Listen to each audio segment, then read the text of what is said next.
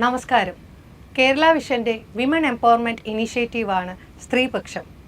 സ്ത്രീകൾക്ക് അവരുടെ കാഴ്ചപ്പാടുകളും അഭിപ്രായങ്ങളും തുറന്നു പറയാനുള്ള വേദി ഒരുക്കുകയാണ് സ്ത്രീപക്ഷത്തിലൂടെ. രാജ്യത്ത് ആകമാനം ഇളക്കി മറിച്ച ഒരു ലോക്സഭാ തെരഞ്ഞെടുപ്പ് ഇപ്പോൾ കഴിഞ്ഞു. കേരളത്തിൽ നിന്ന് ഒരാൾ പോലും, ഒരു സ്ത്രീ പോലും തിരഞ്ഞെടുക്കപ്പെട്ടിട്ടില്ല. ഇന്ത്യയിൽ നിന്നാണെങ്കിലും കേരളത്തിലാണെങ്കിലും നമ്മൾ നോക്കുകയാണെങ്കിൽ വളരെയധികം സ്ത്രീകളുടെ പ്രാതിനിധ്യം കുറവാണ്. എന്തുകൊണ്ടാണ് അങ്ങനെ സംഭവിക്കുന്നത്? എപ്പോഴും ഈ ഒരു പാട്രിയാർക്കൽ സൊസൈറ്റിയുടെ ഇത് പൊളിറ്റിക്സിലും ബാധകമാണോ എന്നതിനെ കുറിച്ചിട്ടാണ് നമ്മൾ രാഷ്ട്രീയത്തിലെ സ്ത്രീ എന്ന ഈ ഒരു പ്രോഗ്രാമിൽ ചർച്ച ചെയ്യുന്നത്.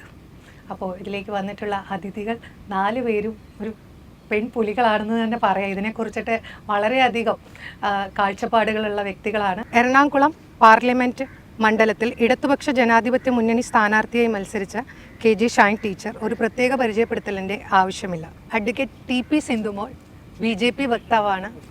അഡ്വക്കേറ്റ് ദീപ്തി മേരി വർഗീസ് കോൺഗ്രസിൻ്റെ പ്രമുഖയായ സ്ത്രീ ശബ്ദം, KPCC general secretary, Kochi corporation councillor, AICC അംഗം കൂടിയാണ്. കുസുമം ജോസഫ് സ്ത്രീകൾക്ക് രാഷ്ട്രീയത്തിൽ തുല്യമായ ഇടം ലഭിക്കുന്നതിന് വേണ്ടി പോരാടുന്ന സ്ത്രീകളുടെ പ്രസ്ഥാനത്തിൻ്റെ നേതാവാണ്. തുല്യ പ്രാതിനിധ്യ പ്രസ്ഥാനം രൂപീകരിച്ചുകൊണ്ട് കുസുമം ജോസഫിൻ്റെ നേതൃത്വത്തിൽ കേരളത്തിലെ എല്ലാ രാഷ്ട്രീയ പാർട്ടികളുടെയും നേതാക്കളെ കണ്ട് സ്ത്രീകൾക്ക് തുല്യ പ്രാധാന്യം നൽകണമെന്ന് കഴിഞ്ഞ തെരഞ്ഞെടുപ്പ് കാലത്ത് ശക്തമായി ഈ പ്രസ്ഥാനം ആവശ്യപ്പെടുകയുണ്ടായി. എന്താണ് നമ്മളുടെ സ്ത്രീകൾക്ക് ഇത്രയും അറിയാലോ, തുല്യ പ്രാതിനിധ്യം എന്നൊക്കെ പറഞ്ഞ് ഒരുപാട് മുമ്പ് തൊട്ടിട്ട് തന്നെ ഇതിൻ്റെ ചർച്ചകളൊക്കെ വന്നു തുടങ്ങിയിട്ടുണ്ട്. പക്ഷേ ഇക്കഴിഞ്ഞ നമുക്ക് അറിയാം വളരെയധികം സ്ഥാനാർത്ഥികളും കുറവായിരുന്നു, എന്നാൽ ആരും തിരഞ്ഞെടുക്കപ്പെട്ടിട്ടുമില്ല. എന്തായിരിക്കും ഇതിനെക്കുറിച്ചിട്ടൊന്ന് പറയാം? അത് കാലങ്ങളായി തുടർന്നു വരുന്ന ഒരു രീതിയാണ്. സ്ത്രീകൾ രാഷ്ട്രീയ പ്രവർത്തനത്തിൽ വളരെ സജീവമായിരിക്കും, തെരഞ്ഞെടുപ്പ് രാഷ്ട്രീയത്തിലും സജീവമായിരിക്കും. പക്ഷെ സ്ഥാനാർത്ഥിത്വത്തിൻ്റെ സമയം വരുമ്പോൾ പല കാരണങ്ങൾ കൊണ്ട് അവർ പിന്തള്ളപ്പെട്ടു പോകും.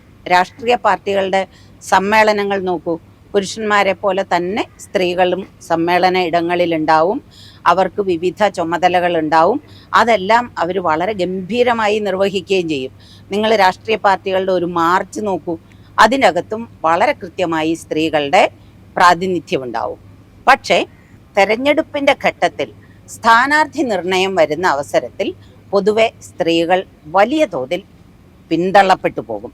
ആ പിന്തള്ളപ്പെടൽ കൊണ്ട് തന്നെയാണ് ഇത്തവണ കേരളത്തിൽ നിന്ന് ലോക്സഭയിലേക്ക് ഒരു വനിതാ MP പോലും ഇല്ലാതെ പോയത്. അങ്ങേറ്റം അപമാനകരമായ ഒരു കാര്യമാണിത്. കേരളം, നമ്മൾ ഇന്ത്യയിലെ മറ്റെല്ലാ സംസ്ഥാനങ്ങളും കേരളത്തെപ്പറ്റി പറയുന്നത് നമ്മൾ പറയുന്നത് പോലെയൊക്കെ തന്നെയാണ്. നമുക്കും നമ്മളെപ്പറ്റി ഒരു അഭിമാനം, നമ്പർ 1 ആണ്. ഇത് പുറത്ത് ചെന്നാലും കേരളം ഒരുപാട് കാര്യങ്ങളിൽ പ്രത്യേകതയുള്ള ഒരു സംസ്ഥാനമാണ് എന്ന് അവരും അംഗീകരിക്കുന്നുണ്ട്. പക്ഷേ ആ അംഗീകാരത്തിലൊന്നും അധികാരത്തിൻ്റെ ഘട്ടത്തിൽ സ്ത്രീ ഇല്ല എന്നുള്ളത് കേരളത്തിലെ സ്ത്രീകൾക്കറിയാം, കേരളത്തിലെ പുരുഷന്മാർക്കറിയാം, കേരളത്തിന് വെളിയിലുള്ളവർക്കും അറിയാം. ഇപ്പോൾ അത് വല്ലാതെ പ്രകടമായി പോയി, അങ്ങേയറ്റം അങ്ങ് അനാവരണം ചെയ്തു പോയി കേരളത്തിലെ രാഷ്ട്രീയ പാർട്ടികളുടെ ആൺകോയ്മ എത്ര ശക്തമാണ് എന്ന്. അതിന് കൃത്യമായി നമുക്ക് പറയാൻ പറ്റുന്ന കാരണം, ഞങ്ങൾ ഈ തുല്യപ്രാതിനിധ്യ പ്രസ്ഥാനം എന്നുള്ളത് 2019-ലും 2021-ലും തെരഞ്ഞെടുപ്പിൻ്റെ സമയത്ത് ആളുകളെ കാണുകയും സംസാരിക്കുകയും ചർച്ച ചെയ്യുകയും ഒക്കെ ചെയ്തതാണ് രാഷ്ട്രീയ നേതൃത്വങ്ങളോട്. ഞങ്ങൾ കൃത്യമായും ഒരു രാഷ്ട്രീയ പാർട്ടിയുടെ പ്രതിനിധികളല്ല. പക്ഷേ ഇപ്പോൾ 2023-ൽ ഞങ്ങൾ തുല്യപ്രാതിനിധ്യ പ്രസ്ഥാനം, ഈക്വൽ റെപ്രസെൻറ്റേഷൻ മൂവ്മെൻറ്റ് എന്ന പേരിൽ അത് ഉദ്ഘാടനം ചെയ്ത് അതിൻ്റെ പരിപാടികൾ വളരെ സജീവമാക്കി തുടങ്ങിയത് 23 സെപ്റ്റംബറിൽ ഈ ഇന്ത്യൻ പാർലമെൻറ്റ് വനിതാ സംവരണ ബില്ല് നിയമമാക്കിയപ്പോഴാണ്. വനിതാ സംവരണ ബില്ല് നിയമമാക്കുന്നത് വളരെ ഗംഭീരമായി ആളുകൾ കാത്തിരുന്നതാണ്. എത്ര വർഷത്തെ കാത്തിരിപ്പാണ് ഇന്ത്യയിലെ സ്ത്രീകളുടെ. ആ കാത്തിരിപ്പ് ഫലം കണ്ടപ്പോൾ ആളുകൾ വലിയ തോതിൽ സന്തോഷിച്ചു. പക്ഷേ അത് നിയമമായി ഇങ്ങ് വന്നപ്പോഴാണ് മനസ്സിലാകുന്നത് ഇത് എന്തൊരു ഭീകരമായ കബളിപ്പിക്കലായിരുന്നു എന്ന്. അതില്ലാത്തതും ഉള്ളതും തമ്മിൽ യാതൊരു വ്യത്യാസവുമില്ല. നിയമം പാസ്സായ അവസ്ഥയിൽ നിന്ന് നിയമം പാസ്സാക്കാത്ത അവസ്ഥയെ പറ്റി ആലോചിക്കുമ്പോൾ ഇത് തമ്മിൽ എന്താ വ്യത്യാസം? ഒരു വ്യത്യാസവുമില്ല. അതായത് രാജ്യത്തെ സ്ത്രീകളെ കബളിപ്പിച്ചുകൊണ്ട് അവർക്ക് വേണ്ടി എന്തൊക്കെയോ ചെയ്തു എന്ന് പറയുക, എന്നിട്ട് ഈ പറച്ചിലിനപ്പുറത്തേക്ക് പ്രവൃത്തിയിലേക്ക് വരുമ്പോൾ ഇതൊന്നും ഇല്ലാതിരിക്കുക. അതുകൊണ്ടാണ് ഈ 2 കണ്ടീഷൻസാണ് എഴുതി ചേർത്തത്. ഒന്ന്, സെൻസസ് നടക്കട്ടെ എന്ന്. ഒരു നിയമം പാസ്സാകുമ്പോൾ അത് നടപ്പിലാക്കിയാൽ മതി, മറ്റ് തടസ്സങ്ങളില്ലെങ്കിൽ. ഇത് അനാവശ്യമായി ഉണ്ടാക്കിയെടുത്തതാണ്. സെൻസസ് നടക്കട്ടെ, അത് കഴിഞ്ഞിട്ട് ഡീലിമിറ്റേഷൻ നടക്കട്ടെ എന്ന്. സെൻസസ് 2021 പെൻഡിങ് ആണ്.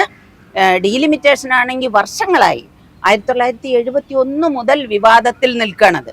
അത് ഉടനെ ഒന്നും സംഭവിക്കാൻ പോകുന്നില്ല. അങ്ങനെ പെട്ടെന്ന് നടക്കാൻ സാധ്യതയില്ലാത്ത, അല്ലെങ്കിൽ ടൈം ബൗണ്ടായി നടക്കാൻ സാധ്യതയില്ലാത്ത 2 കണ്ടീഷൻസ് എഴുതി ചേർത്തുകൊണ്ട് ബില്ല് പാസ്സാക്കി. 33% എന്ന ബില്ല് പാസ്സായി. 2029 സംഭവിക്കുമായിരിക്കും എന്ന് പറയുന്നു. പക്ഷെ നമുക്ക് കൃത്യമായി അറിയാം 2029 സംഭവിക്കില്ല. ഇനി ഇത് എന്തിനാണ് 2029 വരെ കാത്തിരിക്കുന്നത്? നമുക്ക് പിന്നെ രാജ്യത്ത് പഞ്ചായത്തിലെല്ലാം സംവരണം വന്നു, 33% വന്നു. അതിനുശേഷം കേരളം പോലെയുള്ള കുറേ സംസ്ഥാനങ്ങൾ അത് 50%ആക്കി. അപ്പോഴൊന്നും സെൻസസ് വേണമെന്ന് പറയുന്നില്ല, ഡീലിമിറ്റേഷൻ വേണമെന്ന് പറയുന്നില്ല. ഉള്ള അവസ്ഥയിൽ നിന്നുകൊണ്ട് ഉള്ള സീറ്റുകളിൽ 33% അല്ലെങ്കിൽ ഉള്ള സീറ്റുകളിൽ 50% സ്ത്രീകൾക്ക് എന്ന് തീരുമാനിക്കുകയാണ്. ഇതൊക്കെ ഈ ബില്ലിലും എഴുതി വെച്ചിട്ടുണ്ട്. റൊട്ടേഷൻ അടിസ്ഥാനത്തിൽ പിന്നെ ഓരോ തെരഞ്ഞെടുപ്പ് കഴിയുമ്പോഴും അത് കൊടുക്കണം എന്നൊക്കെ. പക്ഷേ കിട്ടാൻ പറ്റാത്ത പാകത്തിന് എഴുതി വെച്ചു. അന്നാണ് ഞങ്ങൾ ഉടനെ തന്നെ ഇങ്ങനെ ഒരു മൂവ്മെന്റ് ആരംഭിക്കണം എന്ന് തീരുമാനിക്കുന്നത്. അതിന് കാരണം നിയമമായല്ലോ അവിടെ. ആ നിയമം പാസ്സാക്കുന്ന സമയത്ത് കേരളത്തിലെ രാഷ്ട്രീയ പാർട്ടികളിൽ പ്രമുഖം, അതായത് LDFും UDFും പാർലമെന്റിൽ പ്രതിപക്ഷമാണ്. ആ പാർലമെന്റിലെ പ്രതിപക്ഷം അന്ന് ആവശ്യപ്പെട്ടത് ഈ 2 കണ്ടീഷൻസ് പാടില്ല, ഉടനെ തന്നെ ഇത് നടപ്പാക്കണം എന്നാണ്. അവിടെ അത് ആവശ്യപ്പെട്ട പ്രമുഖരിൽ പലരും കേരളത്തിലെ MP-മാരാണ്. അപ്പോൾ അവർക്ക് കൃത്യമായ ഉത്തരവാദിത്വമുണ്ട്. അവർ പാർലമെന്റിൽ വലിയ ബഹളം വെച്ചു. ഇത് ഉടനെ ഈ 2 രാഹുൽ ഗാന്ധിയുടെ നേതൃത്വത്തിൽ ഈ 2 കണ്ടീഷൻസ് ഒഴിവാക്കി ഉടനെ തന്നെ ബില്ല് നടപ്പിലാക്കണമെന്ന്. അങ്ങനെ പറയുന്ന ആളുകൾക്ക് ഉത്തരവാദിത്വമുണ്ട്. അവനവന്റെ പാർട്ടിയിൽ ഇത് നടപ്പാക്കുക. അതുകൊണ്ട് ഞങ്ങൾ ഉടനെ തന്നെ എല്ലാ രാഷ്ട്രീയ പാർട്ടികളുടെയും നേതൃത്വങ്ങളെ പോയി കാണുകയും അവരോട് ഇത്തവണ ഈ പാർലമെന്റ് ഇലക്ഷനിൽ നിങ്ങളുടെ പാർട്ടിയിലെ സ്ത്രീകൾക്ക് സീറ്റുകൾ അനുവദിക്കൂ, 33% അവർക്ക് കൊടുക്കൂ. അതായത് പിന്നെ 7 സ്ത്രീകളെ വീതം നിങ്ങൾ മത്സരിപ്പിക്കൂ എന്ന് ഞങ്ങൾ ഈ വിശേഷിച്ച് LDFിനോടും UDFിനോടും അതിൻ്റെ നേതാക്കളെ കണ്ടാവശ്യപ്പെട്ടു. അപ്പോൾ അവർ പറഞ്ഞു വളരെ ശരിയാണ്, വളരെ അത്യാവശ്യമുള്ള കാര്യമാണ് എന്നൊക്കെ. പക്ഷേ ഈ സ്ഥാനാർത്ഥി നിർണയം വന്നപ്പോൾ UDF നേരത്തെ 2 ഉണ്ടായിരുന്നത് 1ലേക്ക് പുറകോട്ട് പോയി. അവർ LDF 2ൽ നിന്ന് 3 ആക്കുകയും ചെയ്തു. അപ്പോഴും സംഭവിച്ചത് ജയിക്കാൻ സാധ്യതയുള്ള ചില സീറ്റുകൾ ഉണ്ടായിരുന്നു. അതായത് ഇപ്പോൾ എറണാകുളം ജയിക്കും എന്നുള്ള ഒരു പ്രതീക്ഷയൊന്നുമില്ല. പക്ഷേ തിരുവനന്തപുരത്തിന് ജയിക്കാൻ സാധ്യതയുള്ള സീറ്റാണ്. എന്തുകൊണ്ട് CPI ഒരു സീറ്റ് കൊടുത്തപ്പോൾ അത് തിരുവനന്തപുരം കൊടുത്തില്ല? 100% ജയിക്കില്ല എന്ന് ഉറപ്പുള്ള സീറ്റാണ് വയനാട്. കൃത്യമായി രാഹുൽ ഗാന്ധിയാണ് നിൽക്കുന്നതെങ്കിൽ പാട്ടും പാടി ജയിച്ചു പോകും. അല്ല, ഇനി വേറെ ആരായാലും അത് UDFിന്റെ ഉറച്ച സീറ്റാണ്. അവിടെ കൊണ്ടുപോയി ആനി രാജയെ മത്സരിപ്പിക്കേണ്ട കാര്യമില്ല. ആനി രാജ തിരുവനന്തപുരത്തേക്ക് വന്നിരുന്നെങ്കിൽ മിക്കവാറും അവർ ജയിച്ചേനെ. ഇനി ഈ ഇത്ര എണ്ണക്കുറവ്, NDA 5 പേരെ മത്സരിപ്പിച്ചു. അവർക്ക് പിന്നെ കുറെ കൂടി എളുപ്പത്തിൽ മത്സരിപ്പിക്കാം എന്നുള്ളത് വേറൊരു കാര്യമാണ്. നമ്മൾ ഇതിൽ കാണുന്നത് തെരഞ്ഞെടുപ്പിന്റെ ഘട്ടം വരുമ്പോൾ, അതായത് അധികാരത്തിന്റെ ഘട്ടം വരുമ്പോൾ അധികാരം വിട്ടൊഴിയാൻ വീടുകളിലേതുപോലെ, പ്രസ്ഥാനങ്ങളിലേതുപോലെ, നമ്മളുടെ എല്ലാ ഇൻസ്റ്റിറ്റ്യൂഷനുകളിലേതും പോലെ രാഷ്ട്രീയ പാർട്ടികൾ അധികാരം വിട്ടൊഴിയാൻ തയ്യാറല്ല. അത് മാത്രമേ ഉള്ളൂ ഇതിന് കാരണം. ഓരോരുത്തരും ഇപ്പോൾ കോൺഗ്രസ്സുകാരുടെ നേതാവിനോട് പറഞ്ഞപ്പോൾ പറയുന്നത് തെരഞ്ഞെടുക്കപ്പെട്ട MP-മാർക്ക്, അതായത് സിറ്റിംഗ് MP-മാർക്ക് സീറ്റ് കൊടുക്കണം എന്ന് വല്ല നിയമമുണ്ടോ? എന്നെങ്കിലും ഇപ്പൊ അവരുടെ എല്ലാവരും ജയിച്ചു എന്ന് വിചാരിക്കുക, ഇനി അടുത്ത തവണ വീണ്ടും അതേ ആളുകൾ മത്സരിച്ചാൽ മതിയോ? ഇതിനൊക്കെ ഒരു മാറ്റം വരണ്ടേ? ഇത് അവസരങ്ങൾ കൊടുക്കാതെ ആർക്കും കഴിവ് തെളിയിക്കാൻ പറ്റില്ല. സാധാരണ നിലയ്ക്ക് എല്ലാ രാഷ്ട്രീയ നേതാക്കളും സാധാരണ പ്രവർത്തകരും സ്ത്രീകളോട് പറയുന്നത് നിങ്ങൾ പ്രവർത്തിച്ച് കഴിവ് തെളിയിക്കൂ എന്നാണ്. കഴിവ് തെളിയിക്കണമെങ്കിൽ ഒരു അവസരം വേണം. ആ അവസരം എന്ന് പറയുന്നത് തെരഞ്ഞെടുപ്പിൽ വിജയിക്കുമോ തോൽക്കുമോ, തെരഞ്ഞെടുപ്പിൽ മത്സരം എന്ന് പറയുന്നത് വളരെ പ്രധാനമാണ്. ആ മത്സരത്തിന് അവസരം കൊടുക്കുക എന്ന് പറയുന്നതാണ് പ്രധാനം. അതുകൊണ്ടാണ് നമ്മൾ സംവരണം എന്നൊരു സംഗതി വെച്ചിരിക്കുന്നത്. രാജ്യത്ത് SC-ക്കും ST-ക്കും സംവരണം വെച്ചിരിക്കുന്നത് എന്തിനാണ്? പിന്നെ മറ്റു പല വിഭാഗങ്ങൾക്കും സംവരണമുണ്ട്. അവർ പിന്നാക്കം നിൽക്കുകയാണ്. മുന്നിലേക്ക് കൊണ്ടുവരണം. മുന്നിലേക്ക് കൊണ്ടുവരണമെങ്കിൽ സംവരണം അനിവാര്യമാണ്. അതുകൊണ്ടാണ് ഞങ്ങൾ പറയുന്നത് ഈക്വൽ റെപ്രസെൻറ്റേഷൻ വേണം എന്നാണ്. പക്ഷേ അതിൻ്റെ ഏറ്റവും സുന്ദരമായ തലത്തിൽ ഞങ്ങൾ ഏറ്റവും ഐഡിയലായ കണ്ടീഷൻ എന്ന് പറയുന്നത് ജനസംഖ്യ ആനുപാതികമായ റെപ്രസെൻറ്റേഷൻ എന്നുള്ളത്. അതാണല്ലോ നമ്മൾ SC-ST-യിലൊക്കെ കാണുന്നത്. അതുപോലെ ജനസംഖ്യ ആനുപാതികമായ സംവരണം വന്നാൽ കേരളത്തിൽ 50-ന് മേലെ പോകും. ഇനി 50-ൽ കുറവുള്ളിടത്ത് അങ്ങനെ വരട്ടെ. പക്ഷെ ജനസംഖ്യ ആനുപാതികമായി സ്ത്രീകളെ മനുഷ്യരായി കണ്ടുകൊണ്ട്, ഈ മനുഷ്യരിൽ പകുതിയാണ് സ്ത്രീകൾ എന്ന് കണ്ടുകൊണ്ട് അവർക്ക് അധികാരത്തിൽ പങ്കു കൊടുക്കേണ്ടതുണ്ട്. അവരുടെ ഷെയർ അവർക്ക് കിട്ടിയിരിക്കണം. നമ്മളിപ്പോഴും പകുതി ആകാശം പകുതി ഭൂമി എന്നൊക്കെ പറയും. പകുതി അധികാരവും സ്ത്രീകൾക്ക് തന്നെ കിട്ടണം. തീർച്ചയായിട്ടും വളരെ സ്ട്രോങ് ആയിട്ടുള്ളൊരു കാര്യമാണ് പറഞ്ഞത്. എനിക്ക് തോന്നുന്നു ഇതിനെക്കുറിച്ചിട്ട് രണ്ടുപേർക്കും, കാരണം നമുക്കറിയാം രാഷ്ട്രീയത്തിൽ നല്ലപോലെ തെളിയിച്ചിട്ടുള്ള ആൾക്കാരുണ്ട്. ഇപ്പോൾ നമ്മളിപ്പോൾ ഇന്ദിരാഗാന്ധി എടുക്കുകയാണെങ്കിലും അതേമാതിരി നമുക്കറിയാം KR ഗൗരിയമ്മ, പിന്നെ സുഷമ സ്വരാജ്, ശൈലജ ടീച്ചർ, ഇങ്ങനെയുള്ള ആൾക്കാരൊക്കെ എനിക്ക് തോന്നുന്നു ജനമടക്കം ഏറ്റെടുത്ത് വന്നിട്ടുള്ള ആൾക്കാർ തന്നെയാണ്. കഴിവ് അവർ തെളിയിക്കണമെങ്കിൽ നേരത്തെ പറഞ്ഞ മാതിരി അവസരം കൊടുക്കണം. കാരണം നിങ്ങളെല്ലാവരും അത്രയും സ്ട്രോങ് ആയിട്ടുള്ള പേഴ്സൺസാണ് ഈ ഒരു ഇതിലേക്ക് എത്തിയിരിക്കുന്നത്. അതുമാത്രമല്ല, എനിക്ക് തോന്നുന്നത് ഒരു ജനത്തിൻ്റെ മിടിപ്പ് അറിയാൻ പറ്റാൻ സ്ത്രീകൾക്ക് എന്തായാലും പറ്റും. അടുക്കളയിൽ മാത്രമല്ല, അടുക്കളയിലെല്ലാം സ്ത്രീ വന്ന് തൊട്ടാലേ ശരിയാവുള്ളൂ എന്നുള്ളൊരു തോന്നലാണ്. അങ്ങനെയല്ല, എവിടെയും സ്ത്രീകൾക്ക് നല്ല രീതിയിൽ തന്നെ പ്രവർത്തിക്കാൻ പറ്റും. അപ്പോൾ അങ്ങനെയുള്ളൊരു സമയത്ത് ഇങ്ങനെ മാറ്റി മാറ്റി വെക്കുന്നത് എന്തുകൊണ്ടാണത്? നമ്മളുടെ ഒരു ഇതിൻ്റെ അത് പറയുമ്പോൾ നമ്മൾ അതിൻ്റെ ഒരു പൊളിറ്റിക്കൽ ഹിസ്റ്ററിയും കൂടി കുറച്ച് ചിന്തിക്കേണ്ടത് ആവശ്യമാണ്. നമുക്കറിയാം, നമുക്കിപ്പോൾ നമ്മുടെ രാജ്യം എടുത്തു നോക്കിക്കഴിഞ്ഞാൽ ഒരു സ്വാതന്ത്ര്യ സമരം മുതൽ ഇങ്ങോട്ട് നോക്കിയാൽ ഏറ്റവും അധികം സ്ത്രീകൾ പങ്കെടുത്തിട്ടുള്ള ഒരു സ്വാതന്ത്ര്യ സമരം ഏതാണെന്ന് ചോദിച്ചാൽ ഇപ്പം പലതരം വിപ്ലവങ്ങൾ പല ലോകരാജ്യങ്ങളിൽ ഉണ്ടായിട്ടുണ്ട്. ഏറ്റവും അധികം സ്ത്രീകൾ വലിയ ആവേശത്തോടെ പങ്കെടുത്ത, നമ്മൾ ചരിത്രം വായിക്കുമ്പോൾ മനസ്സിലാവും, ആഭരണങ്ങൾ കൊടുത്തുകൊണ്ട്, സ്വന്തം സ്വത്തുക്കൾ കൊടുത്തുകൊണ്ട്, കയ്യിലുള്ളത് മുഴുവൻ കൊടുത്തുകൊണ്ട്, മടിശീലയിലുള്ള നാണയത്തുട്ടുകൾ കൊടുത്തുകൊണ്ട് രാഷ്ട്രീയത്തിലേക്ക് ഇറങ്ങി, സ്വാതന്ത്ര്യ സമരത്തിലേക്ക് ഇറങ്ങിയ സ്ത്രീകളുടെ പാരമ്പര്യമുള്ള ഒരു രാജ്യമാണ് നമ്മുടെ. അത്തരത്തിലുള്ള ഒരു രാജ്യത്താണ് ഇന്ന് നമ്മൾ ഇത്തരം ഒരു ചർച്ച ചെയ്യേണ്ട സാഹചര്യം വരുന്നത്. അപ്പോഴും അതിനുശേഷം സംഭവിച്ചിരിക്കുന്നത് ഇന്ത്യയുടെ ഭരണഘടന ഉണ്ടാകുന്നു. ഇന്ത്യയുടെ ഭരണഘടനയിൽ തുല്യ പ്രാധാന്യം, ഈക്വാലിറ്റി ബിഫോർ ലോ ആണ് ഏറ്റവും പ്രധാനപ്പെട്ട ലോ ആണ്. സ്ത്രീക്കും പുരുഷനും ഒരേപോലെ ആവുക. സ്ത്രീക്കും പുരുഷനും മാത്രമല്ല, എല്ലാ കക്ഷി രാഷ്ട്രീയ ഭേദമന്യേ ജാതി മത വ്യത്യാസമില്ലാതെ എല്ലാ ഈക്വാലിറ്റി എന്ന് പറയുന്നതിന് വളരെയധികം ഇമ്പോർട്ടൻസ് ഉള്ള ഒരു ഭരണഘടനയുള്ള രാജ്യത്താണ് നമ്മൾ ജീവിക്കുന്നത്. പിന്നീട് ഇങ്ങോട്ട് വന്നാൽ നമുക്കറിയാം, ചുരുക്കി പറയുകയാണ്, അപ്പോൾ ചരിത്രപരമായി പറഞ്ഞാൽ നമുക്ക് ശരിക്കു പറഞ്ഞാൽ സ്ത്രീകൾക്ക് വളരെയധികം ഇമ്പോർട്ടൻസ് ഉണ്ടായിരുന്ന ഒരു ചരിത്ര പശ്ചാത്തലമുള്ള ഒരു രാജ്യത്താണ് ഇന്ന് നമ്മൾ ഈ സ്ത്രീ രാഷ്ട്രീയത്തെ പറ്റി ചർച്ച ചെയ്യുന്നത്. ഒരു കാര്യം ഞാനിവിടെ എടുത്തു പറയാൻ ആഗ്രഹിക്കുന്നത്, ഈ മഹാത്മാഗാന്ധിയുടെ സ്വാതന്ത്ര്യ സമര മൂവ്മെൻറ്റിൽ സ്ത്രീകൾക്ക് കൊടുത്തിരുന്ന ഒരു ഏറ്റവും വലിയ ചിഹ്നം എന്ന് പറയുന്നത് ചർക്കയാണ്. എന്തിനാണ് ഈ ചർക്ക കൊടുത്തത് എന്നുള്ളത് നമ്മൾ ആലോചിച്ച് നോക്കണം. ചർക്ക എന്ന് പറയുന്നത് അന്നത്തെ സ്ത്രീകൾ പുറത്തേക്ക് ഇറങ്ങാത്ത സാഹചര്യം, പിന്നെ അടുക്കളയിൽ മാത്രം കഴിഞ്ഞിരുന്ന സ്ത്രീകൾ, പ്രത്യേകിച്ച് ചില പ്രത്യേക വിഭാഗങ്ങളിൽപ്പെട്ട സ്ത്രീകൾക്ക് പുറം ലോകത്തേക്ക് ഉമ്മറത്തേക്ക് പോലും ഇറങ്ങാൻ പറ്റാത്ത സാഹചര്യം. അത്തരം ഒരു സാഹചര്യത്തിൽ സ്ത്രീകളോട് പറയുകയാണ്, നിങ്ങൾ ഈ ചർക്ക ഉപയോഗിച്ച് നൂല് നൂറ്റോ, എന്നിട്ട് അതിൽ നിന്ന് കിട്ടുന്ന പണം നിങ്ങൾ കയ്യിൽ വെക്കുക എന്ന് പറയുകയാണ്. അതിൻ്റെ അർത്ഥം നിങ്ങളെ സാമ്പത്തികമായി സ്വയം പര്യാപ്തം ആകണം എന്നുള്ള വലിയൊരു റെവല്യൂഷൻ ആദ്യം ഈ രാജ്യത്തിന് നൽകി തന്നത് മഹാത്മാഗാന്ധി എന്ന് ഞാൻ വിശ്വസിക്കുകയാണ്. അതുപോലെ തന്നെ സ്ത്രീകൾക്ക് കൂടുതൽ പ്രാധാന്യം, ഇപ്പോൾ ആ ഒരു കാലഘട്ടത്തിൽ ഏറ്റവും അധികം സ്ത്രീകളുടെ ക്ഷേമത്തിന് പ്രാധാന്യം കൊടുത്തുകൊണ്ട്, സംരക്ഷണം കൊടുത്തുകൊണ്ട്, അല്ലെങ്കിൽ അത്രയധികം സ്ത്രീകൾ ഈ മൂവ്മെന്റിൽ വരില്ല. ഇപ്പം നമ്മുടെ ഉപ്പ് സത്യാഗ്രഹത്തിലൊക്കെ വീടുകളിൽ നിന്ന് സ്ത്രീകൾ ഇറങ്ങി അങ്ങ് വരികയാണ്. അങ്ങപ്പോൾ തീരെ സ്വാതന്ത്ര്യമില്ലാത്ത ഒരു സാഹചര്യത്തിൽ പോലും ഇത്തരം ഒരു സമരത്തിലേക്ക് സ്ത്രീകളെ കൊണ്ടുവരാൻ പര്യാപ്തമായ ഒരു നേതൃത്വം അന്ന് സ്വാതന്ത്ര്യ സമരത്തിന് നേതൃത്വം കൊടുത്ത നേതാക്കന്മാർക്കുണ്ടായിരുന്നു.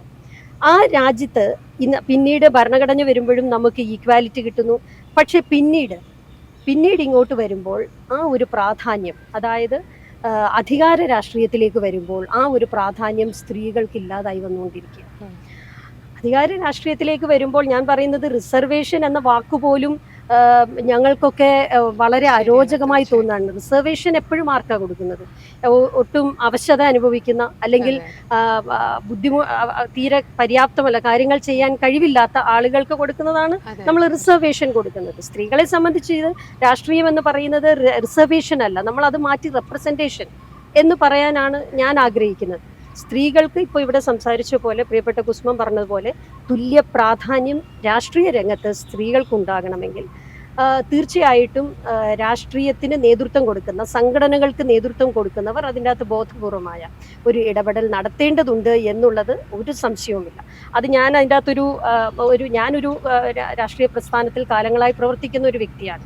പക്ഷെ ഞാൻ അതിൻ്റെ അകത്ത് രാഷ്ട്രീയം കാണാൻ ആഗ്രഹിക്കുന്നില്ല. ഏത് രാഷ്ട്രീയ പ്രസ്ഥാനമാണെങ്കിലും സ്ത്രീകളുടെ കാര്യം വരുമ്പോൾ അതിൻ്റെ അകത്ത്, അല്ലെങ്കിൽ അധികാര രാഷ്ട്രീയത്തിൻ്റെ ഒരു കാര്യത്തിലേക്ക് വരുമ്പോൾ അതിൽ വളരെയധികം പിന്നിലാണ് എന്ന് തന്നെയാണ് ആത്മാർത്ഥമായി എനിക്ക് പറയാനുള്ളത്. പക്ഷേ ആ സാഹചര്യത്തിലും 33% സംവരണം പഞ്ചായത്ത് രാജ് നഗരപാലിക ബില്ലുകൾ അത് പാസ്സാക്കുന്നതിന് ഏറ്റവും അധികം, അത് മഹാത്മാഗാന്ധിയുടെ ഒരു കൺസെപ്റ്റ് ആണെങ്കിലും പിന്നീട് രാജീവ് ഗാന്ധി അതിനുവേണ്ടി പ്രധാനമന്ത്രിയായിരിക്കുമ്പോൾ ശ്രമിക്കുന്നു. അത് നരസിംഹറാവുവിൻ്റെ കാലത്ത് പാസ്സാകുന്നു. അങ്ങനെ ധാരാളം സ്ത്രീകൾ രാഷ്ട്രീയത്തിലേക്ക് വരാൻ, തദ്ദേശ സ്വയംഭരണ സ്ഥാപനങ്ങളിലേക്ക് വരാനുള്ള ഒരു സാഹചര്യമുണ്ടായി. നോക്കൂ, എനിക്കിപ്പോഴും ഓർമ്മയുണ്ട്, ഞാൻ എൻ്റെ ഒരു കേരള വിദ്യാർത്ഥി യൂണിയൻ കാലഘട്ടത്തിലൊക്കെ അന്ന് മഹിളാ കോൺഗ്രസ് സംഘടനയിലൊക്കെ ലീലാ ദാമോദര മേനോനും വിരലിലെണ്ണാവുന്ന മേഴ്സി രവി, അങ്ങനെ വയലാർജിയുടെ ഭാര്യയായിരുന്ന മേഴ്സി രവി, അങ്ങനെ വിരലിലെണ്ണാവുന്നവരേ ഉള്ളൂ. ഞങ്ങളൊക്കെ ഒറ്റപ്പെട്ട് ഒരു പെൺകുട്ടി നിന്ന് പ്രവർത്തിക്കുന്ന ഒരു സാഹചര്യത്തിൽ ഒക്കെ അന്നൊക്കെ പ്രവർത്തിച്ചിട്ടുണ്ട്. അപ്പോൾ അങ്ങനെയുള്ള ഒരു സാഹചര്യത്തിൽ നിന്ന് വ്യത്യസ്തമായി നൂറുകണക്കിന് സ്ത്രീകൾ ഇതിലേക്ക് വരികയാണ്, പഞ്ചായത്തിലും മുനിസിപ്പാലിറ്റിയിലും കോർപ്പറേഷനിലും ഒക്കെ. അപ്പോൾ അതൊരു തരത്തിൽ പറഞ്ഞാൽ സ്ത്രീ ശാക്തീകരണമായിരുന്നു. പക്ഷെ അവിടെ വെച്ച് അത് നിന്നു. നിയമസഭയിലും പാർലമെന്റിലും ഇക്കാലം അത്രയും ഇത് പാസ്സാക്കാൻ കഴിഞ്ഞില്ല. അതിനകത്ത് കുസുമ പറഞ്ഞതിൽ ഒരു ചെറിയൊരു വലിയ ഒരു കറക്ഷൻ ഞാൻ മനസ്സിലാക്കുന്നത്, ഞാൻ പറയുന്നത് അതിൻ്റെ അകത്ത് ഡീലിമിറ്റേഷനും സെൻസസും എന്ന് പറയുന്നത് അത് യഥാർത്ഥത്തിൽ അത് നടന്നാൽ മാത്രമേ ഇത് നടത്താൻ പറ്റുള്ളൂ. കാരണം 2011 അവസാനം സെൻസസ് നടക്കുന്നത്. 10 വർഷത്തിലൊരിക്കലാണ് സെൻസസ് നടക്കേണ്ടത്. 2021 സെൻസസ് നടക്കണം, അത് നടന്നില്ല. 2021 കോവിഡ് എന്നുള്ള കാരണത്താൽ, കോവിഡ് 19 21 അത് ഒരു കാരണം പറഞ്ഞ് നമ്മളത് ഗവൺമെന്റ് അത് നീട്ടിവെക്കുന്നു.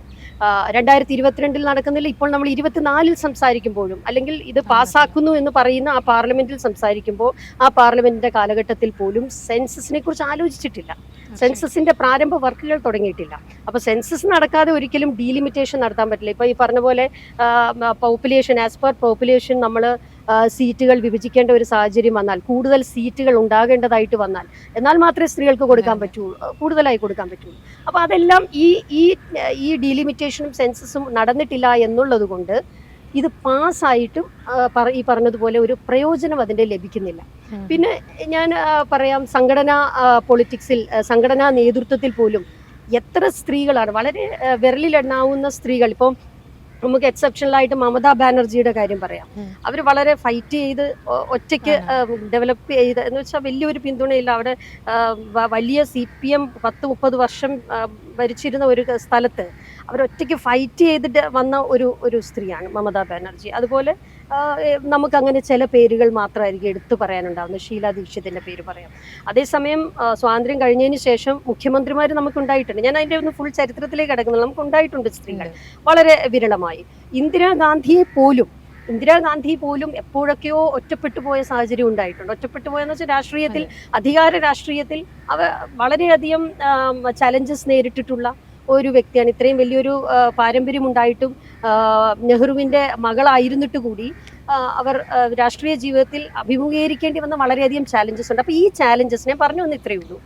അത്തരം ചാലഞ്ചസിനെ ഫേസ് ചെയ്ത് സ്വയം പ്രൂവ് ചെയ്ത് നിഷേധിക്കാൻ കഴിയാത്ത ഒരു ശക്തിയായി സ്ത്രീക്ക് ഉയരാൻ പറ്റിയാൽ മാത്രമേ നിലവിലുള്ള രാഷ്ട്രീയ സാഹചര്യത്തിൽ ഒരു വനിതാ രാഷ്ട്രീയക്കാരിക്ക്, ഒരു സ്ത്രീ പൊളിറ്റീഷ്യൻ ഉയർന്നു വരാൻ കഴിയുള്ളൂ.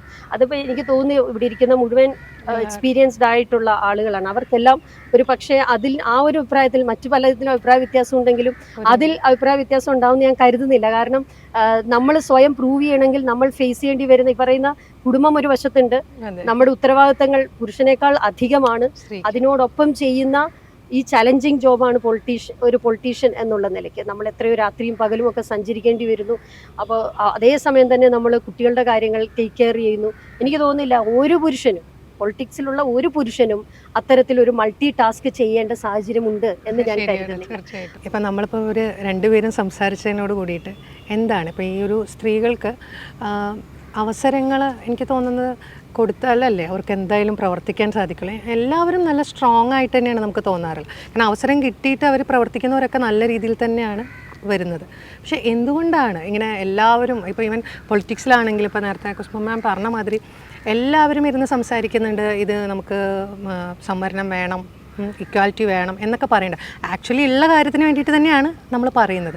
ഇങ്ങനെയൊക്കെ പറയുന്നത് പൊളിറ്റിക്സിലാണ്. അപ്പോൾ ഞങ്ങൾ സാധാരണ ജനങ്ങൾ നോക്കിക്കാണുമ്പോൾ ഇങ്ങനെ പൊളിറ്റിക്സിൽ ഇങ്ങനെ സ്ട്രോങ് ആയിട്ട് പറയുന്ന അവിടെ പോലും അവിടെയുള്ള ആൾക്കാർക്കിടയിൽ പോലും ഈ ഒരു അവരെ അംഗീകരിക്കാൻ ബുദ്ധിമുട്ട് കാണിക്കുന്നത് കാണുമ്പോൾ ആ ഒരു പാട്രിയാർക്കിയുടെ വേറെ പൊളിറ്റിക്സിലേക്കും കാണുകയാണ്. നമ്മളെല്ലായിടത്തും ഇത് മാറ്റാൻ വേണ്ടി കഷ്ടപ്പെട്ട് വരികയാണ് ആളുകളുടെ ഒരു കുറേ കാലങ്ങളായിട്ടുള്ളൊരു മനോഭാവമാണ്. എന്നാലും അത് മാറ്റി വരുമ്പോൾ ഈവൻ പൊളിറ്റിക്സിലെങ്കിലും നമ്മൾ വിചാരിക്കണം അതിൽ വന്നു കഴിഞ്ഞാൽ ബാക്കി ഞങ്ങൾക്ക് വേറെ സ്ഥലങ്ങളിലേക്ക് കൂടി ഇത് കൊണ്ടുവരാമല്ലോ. കാരണം ഏറ്റവും കൂടുതൽ സ്ട്രോങ് ആയിട്ട് പ്രവർത്തിച്ചുകൊണ്ടിരിക്കുന്ന അല്ലെങ്കിൽ ഞങ്ങൾ സാധാരണ ജനങ്ങൾക്ക് വേണ്ടി പ്രവർത്തിച്ചുകൊണ്ടിരിക്കുന്ന ആളുകളാണ് ഞങ്ങൾ പൊളിറ്റിക്സിലുള്ള ആൾക്കാർ. അപ്പോൾ ഇതിനെക്കുറിച്ചിട്ട് എന്താണ് പറയാനുള്ളത്? ഒന്നും രണ്ടും ദിവസത്തെയോ അല്ലെ ഒന്നും രണ്ടും വർഷത്തെയോ പ്രയത്നങ്ങളുടെ ഫലമായിട്ടല്ല, കാലങ്ങളായിട്ടുള്ള സ്ത്രീകളുടെ ഒന്നിച്ചുള്ള പ്രവർത്തനത്തിൻ്റെ, അവരുടെ ഒരു ഉൾക്കരുത്ത് കാണിക്കലിൻ്റെ ഫലമായിട്ട് വ്യത്യാസങ്ങൾ ഉണ്ടാവുന്നുണ്ട്. നമ്മുടെ സമൂഹത്തിൽ നമ്മൾ നിരീക്ഷിക്കുമ്പോൾ വളരെയധികം വ്യത്യാസങ്ങൾ ഉണ്ടാവുന്നുണ്ട്. അങ്ങനെയുള്ള ഒരു വ്യത്യാസത്തിൻ്റെ ഭാഗമായിട്ടാണ് സത്യത്തിൽ ഇന്ന് ഇതുപോലെയുള്ള ഒരു വിഷയത്തിൽ ഓരോ പാർട്ടിയുടെയും പ്രതിനിധികളായിട്ട് ഞങ്ങൾക്ക് 3 പേർക്കും അതോടൊപ്പം ഇതിനെക്കുറിച്ച് സംസാരിക്കാൻ കുസുമം മാഡത്തിനും ഇവിടെ ഇരിക്കാൻ സാധിക്കുന്നത്. സത്യത്തിൽ ഗെയിൽ ഓംവഡ് എന്ന് പറയുന്ന ഒരു നിരൂപകൻ പറഞ്ഞൊരു വാചകമുണ്ട്. അദ്ദേഹം പറഞ്ഞത് സ്ത്രീകളെ രാഷ്ട്രീയ അധികാരത്തിൽ നിന്ന് അകറ്റുന്നത് സത്യത്തിൽ അവരുടെ ഉൽപ്പാദനപരമായ മേഖലകളിൽ അല്ലെങ്കിൽ അവരുടെ ഉൽപ്പാദന മേഖലയായ അവരുടെ ജോലിയിലോ അല്ലെങ്കിൽ അവരുടെ സ്വത്തവകാശത്തിലോ പോലും അടയാളപ്പെടുത്തുന്നതിലും എത്രയോ ഇരട്ടിയാണെന്നാണ് അദ്ദേഹം പറഞ്ഞിരിക്കുന്നത്, ഗെയിൽ ഓംവഡ് പറഞ്ഞിരിക്കുന്നത്. കാരണം അത്രയ്ക്കും രാഷ്ട്രീയ അധികാരത്തിൽ നിന്ന് സ്ത്രീകളെ അകറ്റാൻ ശ്രമിക്കുന്ന ഒരു സമൂഹം ഉണ്ട് എന്നുള്ളത് യാഥാർത്ഥ്യമാണ്. ഇപ്പോൾ ദീപ്തി ആയാലും മാമായാലും പറഞ്ഞു വെച്ചത് അതുതന്നെയാണ്. ഇപ്പോൾ നമ്മളുടെ ഈ തെരഞ്ഞെടുപ്പ് പ്രക്രിയ അത് തന്നെ എടുക്കാം. ഇപ്പോൾ NDAയെ സംബന്ധിച്ച് ജയിക്കുമോ തോക്കുമോ അങ്ങനെയുള്ള ഒരു ഇതൊന്നുമില്ലാതെ തന്നെ 5 സീറ്റ്, കാരണം NDA സർക്കാരിൻ്റെ സമയത്താണ് നാരീശക്തി വന്ദൻ അധിനിയം വന്നത്. കാരണം അതിനോടൊരു കമ്മിറ്റ്മെൻറ്റ് കൂടുതൽ ഉള്ളത് കൊണ്ട് തന്നെ കൂടുതൽ സ്ത്രീകൾ ഈ തെരഞ്ഞെടുപ്പിൽ ഉണ്ടാകണമെന്ന് നിർബന്ധമുള്ളത് കൊണ്ട് കേരളത്തിൽ 5 സ്ത്രീകൾ മത്സരരംഗത്തുണ്ടായിരുന്നു. അതൊരു സന്തോഷമുള്ള കാര്യമാണ്. പക്ഷേ അങ്ങനെ ചിന്തിക്കുമ്പോഴും സന്തോഷമില്ലാത്ത ചില കാര്യങ്ങളുണ്ട്. ഈ 5 പേരുൾപ്പെടെ അല്ലെങ്കിൽ മറ്റു പാർട്ടികളിൽ മത്സരിച്ച, എൻ്റെ തൊട്ട് അടുത്തിരിക്കുന്ന ഷൈൻ ടീച്ചർ ഉൾപ്പെടെ മത്സരിച്ച മണ്ഡലങ്ങളൊന്ന് പരിശോധിക്കുക. വിജയസാധ്യതയുള്ള മണ്ഡലങ്ങൾ ഏതൊക്കെയാണ്? ഓരോ പാർട്ടിയെ സംബന്ധിച്ച് വിവിധ മണ്ഡലങ്ങളിൽ വിജയസാധ്യതയുണ്ട്. അപ്പോൾ ഈ ഓരോ രാഷ്ട്രീയ പാർട്ടിയും വിജയസാധ്യതയുള്ള മണ്ഡലങ്ങളിൽ എത്ര സ്ത്രീകളെ നിർത്തി, എത്ര സീറ്റുകൾ അങ്ങനെ കൊടുക്കാൻ തയ്യാറായി, അതൊരു യാഥാർത്ഥ്യമാണ്. അതിൻ്റെ മുന്നിൽ കണ്ണടച്ചിട്ട് കാര്യമില്ല. കേരളത്തിലേക്ക് വന്നാൽ നമുക്ക് കാണാൻ സാധിക്കുന്ന അല്ലെങ്കിൽ നമ്മുടെ മുന്നിലുള്ള ചില ഉദാഹരണങ്ങൾ. ഇപ്പോൾ സെൻസസ് പ്രകാരം ഏതാണ്ട് 1.34 കോടി പുരുഷന്മാരും 1.43 കോടി സ്ത്രീകളുമാണ് കേരളത്തിലുള്ളതെന്നാണ് ഒരു ലാസ്റ്റ് വന്നിട്ടുള്ള റിപ്പോർട്ട്. ഇതനുസരിച്ച് നമ്മൾ ഈ പറയുന്ന ഒരു 50% എത്തിയാൽ, ഇവിടെ എനിക്ക് മുമ്പേ സൂചിപ്പിച്ചതുപോലെ ആ 50% ഇവിടെ പ്രാക്ടിക്കൽ ആകുകയാണെങ്കിൽ ഏറ്റവും കൂടുതൽ തിരഞ്ഞെടുക്കപ്പെടുന്ന ആരായിരിക്കും? സ്ത്രീകളായിരിക്കും. ഇനി ഈവൻ ജയമോ പരാജയമോ അവിടെ നമ്മൾ വിലയിരുത്താതെ നമ്മൾ ചിന്തിക്കുമ്പോൾ ചിലപ്പോൾ ജയിച്ചു വരാം, ചിലപ്പോൾ പരാജയപ്പെടാം. പക്ഷേ തെരഞ്ഞെടുപ്പ് രംഗത്തേക്ക് വരുന്നത് ഏറ്റവും കൂടുതൽ സ്ത്രീകളായിരിക്കും എന്നുള്ള കാര്യത്തിൽ സംശയമില്ല. ഇവിടെ ഇപ്പോൾ ബില്ലിനെ കുറിച്ച് പറഞ്ഞു. ഞാൻ അതൊന്നൊന്ന് ക്ലാരിഫൈ ചെയ്യും, തർക്കത്തിന് വേണ്ടിയിട്ടല്ല, പക്ഷേ ക്ലാരിഫൈ ചെയ്ത് പോകേണ്ടത് കൊണ്ട്. ദീപ്തി അതിൻ്റെ ഹിസ്റ്ററിയും പറഞ്ഞു. ശരിയാണ്, കോൺഗ്രസിൻ്റെ കാലഘട്ടത്തിൽ തന്നെ ഏതാണ്ട് 74 മുതൽക്ക് ഇങ്ങോട്ട് ഇതിനുള്ള പരിശ്രമങ്ങൾ നടന്നിട്ടുണ്ട് പല പല കാര്യങ്ങൾ കൊണ്ട്. ഇപ്പം BSP ആയാലും SP ആയാലും ഒക്കെ ബില്ല് കീറി എറിഞ്ഞതിൻ്റെ ഒരു കാരണം എന്താണ്? വനിതാ സംവരണത്തിൽ വേറെ ജാതി സംവരണം വേണമെന്നും കൂടി പറഞ്ഞുകൊണ്ടൊക്കെയാണ് ബില്ല് കീറി എറിഞ്ഞതും മറ്റു കാര്യങ്ങളൊക്കെ ഉണ്ടായിട്ടുള്ളത്. അപ്പോൾ പ്രധാന രാഷ്ട്രീയ പാർട്ടികൾക്ക് അത് ആഗ്രഹം ഉണ്ടായിട്ട് കൂടി നടത്തിയെടുക്കാൻ പറ്റാത്ത സാഹചര്യങ്ങൾ, പല സാഹചര്യങ്ങളും 74 മുതൽ ഇങ്ങോട്ടുണ്ടായിട്ടുണ്ട്. 24-ലായപ്പോൾ നമ്മൾക്ക് അത് ഒരു നിയമമാക്കാൻ സാധിച്ചു എന്നുള്ളതിലാണ് എൻ്റെ സന്തോഷം. 29 ആകുമ്പോൾ എന്നെ സംബന്ധിച്ചുള്ള ഉറപ്പ്, ആ തന്നിരിക്കുന്ന വാഗ്ദാനം അത് പാലിക്കാൻ സാധിക്കും എന്നുള്ളത് കൊണ്ടാണ്. അല്ലെങ്കിൽ അതൊരു ഭരണകൂടത്തെ തന്നെ ബാധിക്കുന്ന ഒരു വലിയ പ്രശ്നമായിട്ട് വരും. നമ്മൾ വിചാരിക്കുന്ന പോലെയല്ല, സ്ത്രീകളുടെ ശക്തി ഇന്ന് 10 മടങ്ങ് വർദ്ധിച്ചിട്ടുള്ള ഒരു സാഹചര്യമുണ്ട് സമൂഹത്തിൽ. ഏറ്റവും കൂടുതൽ വോട്ടർമാർ ഏതാണ്ട് 96-97 നടത്തിയ ഒരു സർവേയിൽ, ദേശീയ രാഷ്ട്രീയം ഇലക്ഷനോടനുബന്ധിച്ച് നടത്തിയ ഒരു സർവേയിൽ 75%-ലധികം സ്ത്രീകൾ മാത്രമല്ല 75%-ലധികം ആളുകൾ പറഞ്ഞത് ഇതേ പറഞ്ഞതുപോലെ സ്ത്രീകൾ രാഷ്ട്രീയത്തിലേക്ക് അധികമായി വരണമെന്നും അവർക്ക് പ്രഥമമായ പരിഗണന നൽകണമെന്നും അധികാര കേന്ദ്രത്തിൽ അവരുണ്ടാകണമെന്നുമാണ് ആ സർവേ പറഞ്ഞിട്ടുള്ളത്. അപ്പോൾ അവിടുന്ന് നമ്മൾ എത്തി നിൽക്കുന്നത് 24-ലാണ്. സ്ത്രീകൾക്ക് ആ ഒരു യാഥാർത്ഥ്യബോധം ഒരുപാട് വർദ്ധിച്ചിട്ടുണ്ട് എന്നുള്ള കാര്യത്തിൽ സംശയമില്ല. അതുകൊണ്ട് എൻ്റെ പ്രതീക്ഷ ഈ സർക്കാർ ആ നടപ്പിലാക്കിയ സമയത്ത് പറഞ്ഞ കാര്യം അത് അക്ഷരം പ്രതി പാലിക്കുമെന്നുള്ള കാര്യത്തിൽ എനിക്ക് സംശയമില്ല. മറ്റൊന്ന്, നമ്മൾ കേരളത്തിലെ ഇതുവരെ 56 മുതൽ 2024 വരെ, ഈ കഴിഞ്ഞ തെരഞ്ഞെടുപ്പ് വരെ നമ്മളൊന്ന് പരിശോധിച്ചാൽ നമ്മളുടെ ലോകസഭയിലേക്ക് പോയിട്ടുള്ളത് വെറും 9 സ്ത്രീകളാണ് കേരളത്തിൽ നിന്ന്. നമുക്ക് പേരെടുത്ത് പറയാൻ എളുപ്പം 9 പേരേ ഉള്ളൂ. അതായത് ആനി മസ്ക്രീൻ, സുശീല ഗോപാലൻ, ഭവാനി തങ്കപ്പൻ, അതുപോലെ തന്നെ നമ്മുടെ CS Sujatha, Ramya Haridas, Sathidevi, Savithri Lakshmanan, advocate P Sathidevi, Sreemathi teacher. ഇത്രയും എടുത്ത് നമ്മുടെ വിരലിൽ എണ്ണാവുന്നതേ ഉള്ളൂ. 10 വിരൽ തയ്ക്കാനുള്ളതില്ല. അതിൽ ചിലർ റിപ്പീറ്റ് ചെയ്ത് വന്നിട്ടുണ്ട്.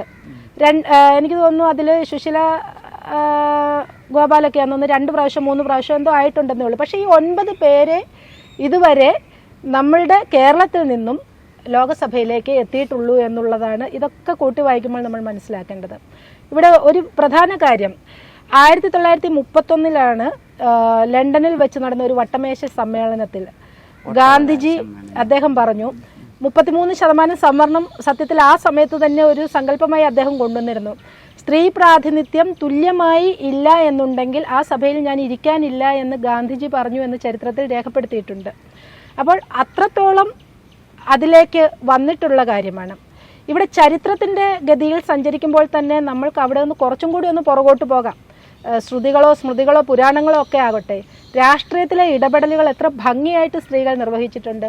ഇപ്പോൾ കൈകേയി ഒരു കഥാപാത്രമാണ്. മഹാഭാരത യുദ്ധം അല്ലെങ്കിൽ രാമായണത്തിൽ മഹാഭാരത യുദ്ധത്തിൽ പാഞ്ചാലിയുടെ രാഷ്ട്രീയ സ്വാധീനം, പാഞ്ചാലി കൃഷ്ണൻ വരെ യുദ്ധം വേണ്ട എന്ന് പറഞ്ഞിടത്ത് യുദ്ധം വേണമെന്ന് അവിടെ സമർത്ഥിച്ചതും അതിനുവേണ്ടി വാശി പിടിച്ച് ഒറ്റക്കാലിൽ നിന്നത് പാഞ്ചാലിയാണ്. പാഞ്ചാലിയാണ് ആ രാഷ്ട്രീയത്തിൻ്റെ ദിശ തന്നെ അവിടെ മാറ്റുന്നത്, രാഷ്ട്രത്തിൻ്റെ ദിശ തന്നെ മാറ്റുന്നത്. അതൊരു രാഷ്ട്രീയമാണ്. അതുപോലെ തന്നെ അത് രാഷ്ട്രീയമാണ്. കാരണം വളരെ പരിഹാസ്യമായ ഒരു രാഷ്ട്രീയമാണ്. സ്ത്രീ സഭയിൽ വസ്ത്രാക്ഷേപം ചെയ്യപ്പെടുകയാണ്. അങ്ങേയറ്റം അധിക്ഷേപിക്കപ്പെട്ട ഒരു സ്ത്രീ മരിക്കുന്നതിനേക്കാൾ നല്ലത് തനിക്ക് ജീവിക്കണമെങ്കിൽ യുദ്ധം ചെയ്യണം എന്ന് പറയുന്നതിനകത്ത് രാഷ്ട്രീയവും ഏറ്റവും സ്ത്രീ എന്താ പറയേണ്ടത്? രാഷ്ട്രീയത്തെ വേറൊരു സ്ത്രീ ഭൂമിയിലേക്ക് താന്നു പോവുകയാണ് ചെയ്യുന്നത്. പുരാണത്തിലെ ഇതിഹാസത്തിലൊക്കെ ഇത്തരം സ്ത്രീകളാണ് ധാരാളം. അല്ലാതെ യോഗ്യതയുള്ള അധികാരമുള്ള സ്ത്രീകൾ ലീലാവതി ടീച്ചർ പ്രതിപാദിച്ചിരിക്കുന്ന ഒരു ഇതിൽ നിന്നും തന്നെ ഞാൻ പറയുകയാണ്, ഈ കൈകേയിയെ സംബന്ധിച്ച് കൈകേയി എന്ന് പറയുന്നത് വന്നു ചേർന്നൊരു, അതായത് മറ്റു രാജ്യങ്ങളിൽ നിന്ന് ഒരു രാജ്യത്തിലേക്ക് വധുവായി വന്നു ചേർന്ന സ്ത്രീകൾ പോലും രാഷ്ട്രീയത്തെ മാറ്റിയിട്ടുണ്ട്. അത് നല്ല രാഷ്ട്രീയമോ ചീത്ത രാഷ്ട്രീയമോ എന്നല്ല ഞാൻ പറഞ്ഞത്. പക്ഷെ സ്ത്രീകൾക്ക് രാഷ്ട്രീയത്തിൽ ഇടപെടലുണ്ടായിരുന്നു. അധികാരത്തെ പറ്റി പറയണം. ഒരു രാജാവിനോട് ശുപാർശ ചെയ്യാൻ പറ്റി എന്നുള്ളതോ വളരെ നെഗറ്റീവായി ഇടപെടാൻ പറ്റി എന്നുള്ളതോ അല്ല, അത് അധികാരമാണ്, ഒരു സ്ത്രീയുടെ അധികാരമാണ്. സ്വന്തം മകനെ സ്വന്തം മകനെ രാജാവാക്കാൻ വേണ്ടിയിട്ടാണെങ്കിൽ കൂടി കൈകേയി അങ്ങനെ ഒരു നിബന്ധന വെച്ചപ്പോൾ മാത്രം നമ്മൾ നെഗറ്റീവല്ല. ഞാൻ ഇവരെ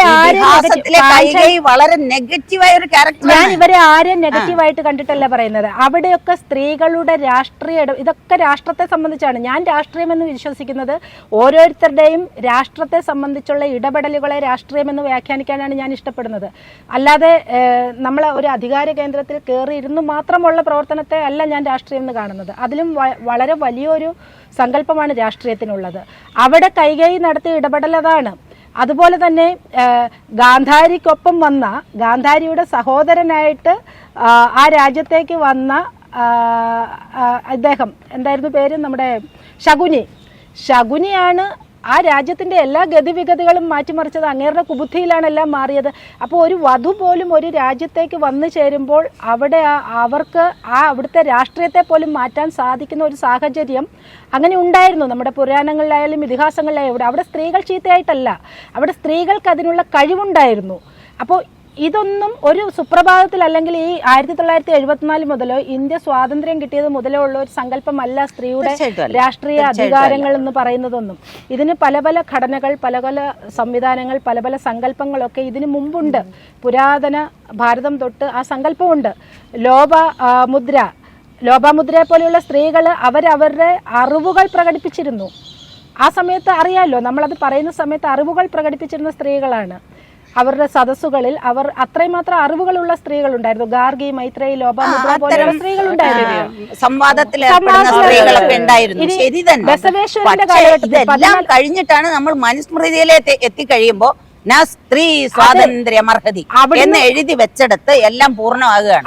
സതി അനുഷ്ഠിക്കാൻ പറയുന്ന പാരമ്പര്യമാണ് നമുക്കുള്ളത്.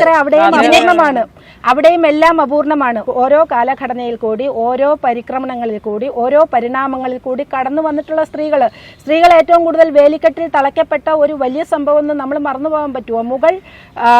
മുഗളന്മാരുടെ ആക്രമണം, എത്രയോ അധിനിവേശങ്ങൾക്ക് നമ്മൾ പാത്രീഭവിച്ചു. നല്ലത് ജനാധിപത്യത്തിലെ സ്ത്രീയെ പറ്റി സംസാരിക്കുന്നതായിരിക്കും കുറെ കൂടി ഭംഗിയാവുക. അല്ലാതെ പുരാണത്തിലെയും ഇതിഹാസത്തിലെയും ശരിതെറ്റുകൾ അന്വേഷിക്കാൻ പോയാല് നിലയ്ക്കും നമുക്ക് അംഗീകരിക്കാൻ പറ്റുന്ന സ്ത്രീ കഥാപാത്രങ്ങളോ പുരാണമോ ഇതിഹാസമോ സ്മൃതികളോ. എന്റെ ഒരു വേർഷൻ ഞാൻ പറയുന്നത്, ടീച്ചറിന്റെ അഭിപ്രായം ടീച്ചറിന്റേതാണ്. എന്റെ അഭിപ്രായം ഇതെല്ലാം കൂടി സമന്വയിപ്പിച്ചുകൊണ്ടുള്ള ഒരു കോൺസെപ്റ്റ് ഉണ്ട്. ആ കോൺസെപ്റ്റിൽ കൂടി സഞ്ചരിച്ചാൽ മാത്രമേ ഒരു യഥാർത്ഥ പാത നമ്മളുടെ മുന്നിൽ, ഇതിലൂടെ ഒക്കെ വന്നതുകൊണ്ടാണ്, ഇതിനെക്കുറിച്ചൊക്കെ ചിന്തിച്ചത് കൊണ്ടാണ്, ഇങ്ങനെയൊക്കെ ഉള്ളവരുണ്ടെന്ന് അറിഞ്ഞതുകൊണ്ടാണ് പിന്നീട് വരുന്ന സ്ത്രീകൾക്ക് അവരുടെ വേഗം കൂട്ടാനും ആക്കം കൂട്ടാനും രാഷ്ട്രീയത്തിലേക്കുള്ള അവരുടെ കടന്നുവരവുകൾക്ക്, ഇപ്പം നീ തൻ്റെടിയാണ് അല്ലേ, രാഷ്ട്രീയത്തിലേക്ക് ആദ്യകാലത്ത് സ്ത്രീകൾ വരുമ്പോൾ എന്താണ്, നീ അധിക പ്രസംഗിയാണ്, അല്ലെങ്കിൽ നീ തൻ്റെടിയാണ്, അല്ലെങ്കിൽ നീ വഴിവിഴച്ചവളാണ് എന്ന് പോലും നമ്മൾ കേൾക്കാതെയും കേട്ടും പറഞ്ഞിരുന്ന ഒരു വലിയ സമൂഹമുണ്ട്.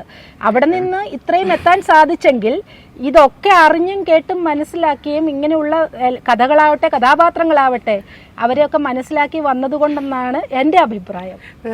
ഷൈൻ ടീച്ചർ, ഇപ്പോൾ ഇവരെല്ലാവരും പറഞ്ഞതിൽ നിന്ന് പല രീതിയിലുള്ളത് കേട്ടു. അതായത് കുറച്ച് മുമ്പും ഈ ഒരു പൊളിറ്റിക്കൽ മൂവ്മെൻറ്റ്സ് മുമ്പ് ഉണ്ടായിട്ടുണ്ട് എന്നുള്ളതാണ് സിന്ധു മാം ഉദ്ദേശിച്ചത്.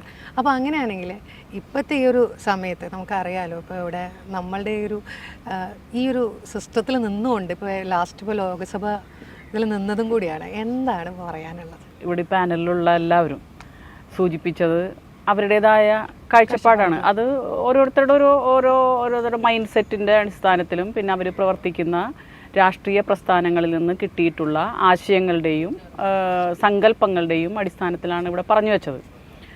ഞാനിതിനെ കാണാൻ ആഗ്രഹിക്കുന്നത് എംഗൽസിൻ്റെ കുടുംബം, സ്വകാര്യ സ്വത്ത്, ഭരണകൂടം എന്നിവയുടെ ഉത്ഭവം, അതൊരു ചരിത്രപരമായ വിശകലനമാണ്. അദ്ദേഹം അതിൽ ഗോത്ര സമൂഹങ്ങളിൽ നിന്ന് തുടങ്ങി മനുഷ്യൻ്റെ ഉത്ഭവം, ഗോത്രങ്ങൾ, കൂട്ടങ്ങൾ, എന്താ പറയുക, ഫ്യൂഡലിസം, രാജവാഴ്ച, ജനാധിപത്യം, അങ്ങനെ തുടങ്ങി വളരെ ഹിസ്റ്റോറിക്കലായി എങ്ങനെയാണ് സ്ത്രീയുടെ അവസ്ഥ പണ്ട് ഉള്ളതിൽ നിന്ന് ഇപ്പോഴത്തെ അവസ്ഥയിലേക്ക് മാറ്റപ്പെട്ടത് എന്ന് ചരിത്രപരമായ സയൻറ്റിഫിക് ആയിട്ടുള്ള വിശകലനത്തിലൂടെ പറയുന്നുണ്ട്. അപ്പോൾ ആദിമ മനുഷ്യ സമൂഹത്തിൽ സ്ത്രീയും പുരുഷനും ഒരേപോലെ അലഞ്ഞു നടന്നിരുന്ന സമയത്ത് അവർക്ക് ആവശ്യമായ കായികനികളും മറ്റ് ജന്തുക്കളെ ആക്രമിക്കുന്ന കാര്യത്തിലും ഒക്കെ ഒരുമിച്ച് നടന്നിരുന്നു എന്നും കൃഷിയുടെ കണ്ടുപിടുത്തത്തോടുകൂടി കൃഷി ഒരു സ്ഥലത്ത് സ്ഥിരതാമസം ഉറപ്പിച്ച് അതിനെ നോക്കി നടത്തേണ്ട ഒരു ഉത്തരവാദിത്വം വരികയും കാലക്രമേണ പ്രസവം എന്നുള്ള ഏറ്റവും അത്ഭുതകരമായ ശാരീരികമായ പ്രതിഭാസത്തിന് അർഹയായിട്ടുള്ള സ്ത്രീ, അവൾക്ക് എന്തായാലും അവൾക്ക് പ്രസവവും അതിനോടനുബന്ധിച്ചും എവിടെയെങ്കിലും റെസ്റ്റ് ചെയ്യേണ്ട ഒരു ടൈം ഉണ്ടല്ലോ. അപ്പോൾ തീർച്ചയായിട്ടും ഈ കൃഷിയും വീട്ടിലെ ബാക്കി കാര്യങ്ങളും എന്നാൽ സ്ത്രീ ഏറ്റെടുക്കട്ടെ, ഒരു തൊഴിൽ വിഭജനം വരികയാണ് അവിടെ. ആ തൊഴിൽ വിഭജനത്തിൻ്റെ അടിസ്ഥാനത്തിൽ സ്ത്രീ വീടിനകത്താകുകയും പുരുഷൻ സ്വാഭാവികമായും ഇരതേടി അല്ലെങ്കിൽ അങ്ങനെയൊക്കെ പോകുന്നൊരു സാഹചര്യം വരികയാണ്. അത് കാലക്രമേണ കൃഷി വളരുന്നു, കൂടുതൽ അധിക ഉൽപ്പാദനം ഉണ്ടാകുന്നു, ഇൻഡസ്ട്രിയലൈസേഷൻ വരുന്നു. ഇതൊക്കെ വന്നു കഴിഞ്ഞപ്പോൾ സമ്പത്ത് അധികമായിട്ട് വരുന്നു. ഈ സമ്പത്ത് ഇപ്പോൾ ആദിമഘട്ടത്തിൽ എംഗൽസ് വിശദീകരിക്കുന്നുണ്ട് എങ്ങനെയാണ് അന്ന് ആ ഒരു സമൂഹത്തെക്കുറിച്ച് പ്രാചീന മാനവിക സമൂഹത്തെക്കുറിച്ച് പറയുന്നത്. ഇപ്പോൾ അതിൽ വിവാഹം അല്ലെങ്കിൽ കുടുംബം എന്നൊക്കെ പറഞ്ഞാൽ ശരിക്കും പറഞ്ഞാൽ ആധുനികമായിട്ടുള്ള ഒരു ഇൻസ്റ്റിറ്റ്യൂഷൻ മാത്രമാണ്. ഒരു 10-200 വർഷക്കാലത്തെ ചരിത്രം മാത്രമുള്ളൂ ഇന്നത്തെ കുടുംബത്തിന്. ആ കുടുംബം വരുന്നതിന് മുൻപ് പുരുഷന്മാരും സ്ത്രീകളും ഒരുമിച്ച് ജീവിക്കുന്നു, അവർക്ക് സെക്ഷൽ നീഡ്സിന് വേണ്ടി ഇണചേരുന്നു, അതിൽ കുട്ടികളുണ്ടാവുന്നു, ആരുടെ കുട്ടിയാണെന്നറിയില്ല, കുട്ടികളുണ്ടാവുന്നു, അവർ ഒരുമിച്ച് ജീവിക്കുന്നു.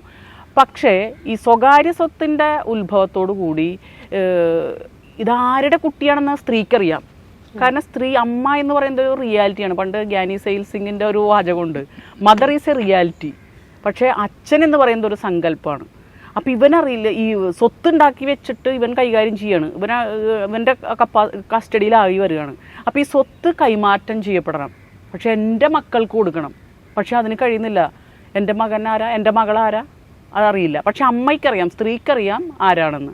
അപ്പം ഇങ്ങനെ വന്നു കഴിഞ്ഞപ്പോൾ സ്വത്ത് കൈമാറ്റം ചെയ്യപ്പെടണം, എൻ്റെ അടുത്ത ജനറേഷന് കൊടുക്കണം. അങ്ങനെയാണെങ്കിൽ എനിക്ക് എൻ്റെ കുട്ടി ആരാണെന്ന് തിരിച്ചറിയണം. അങ്ങനെയാണ് വീണ്ടും യുഗ്മവിവാഹത്തിലേക്കും എന്താ പറയുക പോളിഗമിയിലേക്കും മോണോഗമിയിലേക്കും ഒക്കെ വരുന്നത്. അപ്പോൾ സ്വത്ത് വരുന്നു, കുടുംബം വരുന്നു. ഇതൊക്കെ ഒരു ഘട്ടത്തിൽ, ചരിത്രത്തിൻ്റെ ഒരു ഘട്ടത്തിൽ പുരുഷൻ്റെ ആവശ്യമായിട്ട് വരുന്നു. അത് സ്ത്രീയും ആക്സെപ്റ്റ് ചെയ്യുന്നു, കാരണം അവൾക്ക് മാത്രമായിട്ടുള്ളൊരു കുടുംബം എന്നുള്ള രീതിയിലേക്ക് വരുന്നു. അവിടെയാണ് സ്ത്രീയുടെ സ്ഥാനം സമൂഹത്തിലും അതുപോലെ തന്നെ സ്വത്തുടമസ്ഥതയിലും അധികാരത്തിലും വരുന്ന സ്ഥാനചലനങ്ങൾ വരുന്നത് ഈ ആധുനിക സാമൂഹ്യ നിർമ്മിതിയോടുകൂടിയാണ്. കുടുംബം ഒരു വലിയ സംഗതിയാണ്. ഇപ്പോൾ ഇവിടെ എല്ലാവരും സംസാരിച്ചതിൽ നിന്ന് കുറേ കാര്യങ്ങൾ സൂചിപ്പിച്ചു. ഇവരൊക്കെ പറഞ്ഞ കണക്കുകൾ ഒരു റിയാലിറ്റിയാണ്. ഇന്നും സ്ത്രീ ഇപ്പോഴും പണ്ട് ഉണ്ടായിരുന്ന ചരിത്രപരമായ സ്ഥാനത്ത് നിന്ന് ഒരു അപഭ്രംശം സംഭവിച്ച് നമ്മളിപ്പോൾ വീണ്ടും അതിലേക്ക് വരികയാണ്. ഞങ്ങൾക്കും ഈ സ്ഥാനം വേണം, അധികാരം വേണം, സ്വത്തുടമസ്ഥത വേണം. ഇതൊക്കെയുള്ളൊരാവശ്യം ആധുനിക സമൂഹത്തിൽ സ്ത്രീകൾ ഉയർത്തുകയാണ്. അപ്പോൾ ഈ സ്വകാര്യ സ്വത്തിൻ്റെയും കുടുംബത്തിൻ്റെയും ഭരണകൂടത്തിൻ്റെയും എന്ന് പറഞ്ഞാൽ അധികാരത്തിൻ്റെയും ഉത്ഭവമാണ് സ്ത്രീയുടെ സ്ഥാനചലനത്തിന് അല്ലെങ്കിൽ സ്ഥാനമാറ്റത്തിന്, ഒരു കീഴാളത്വത്തിന് പ്രധാനപ്പെട്ടൊരു കാരണം. അത് ഇന്ന് നിലനിൽക്കുന്നു. അത് ഏറ്റവും നല്ല റിജിഡായിട്ട് നിലനിൽക്കുന്ന ഒരു സാമൂഹ്യ വ്യവസ്ഥിതിയാണ് ലോകം മുഴുവനും കാണാൻ സാധിക്കുന്നത്. അതിൽ ജാതി, മതം, പുരാണങ്ങൾ, ഈ പുരാണങ്ങളും ഐതിഹ്യങ്ങളും ഒക്കെ തന്നെ സ്ത്രീയെ അടക്കി ഒതുക്കി നിർത്താൻ വേണ്ടി പഠിപ്പിച്ചു വിടുന്നതാണ്.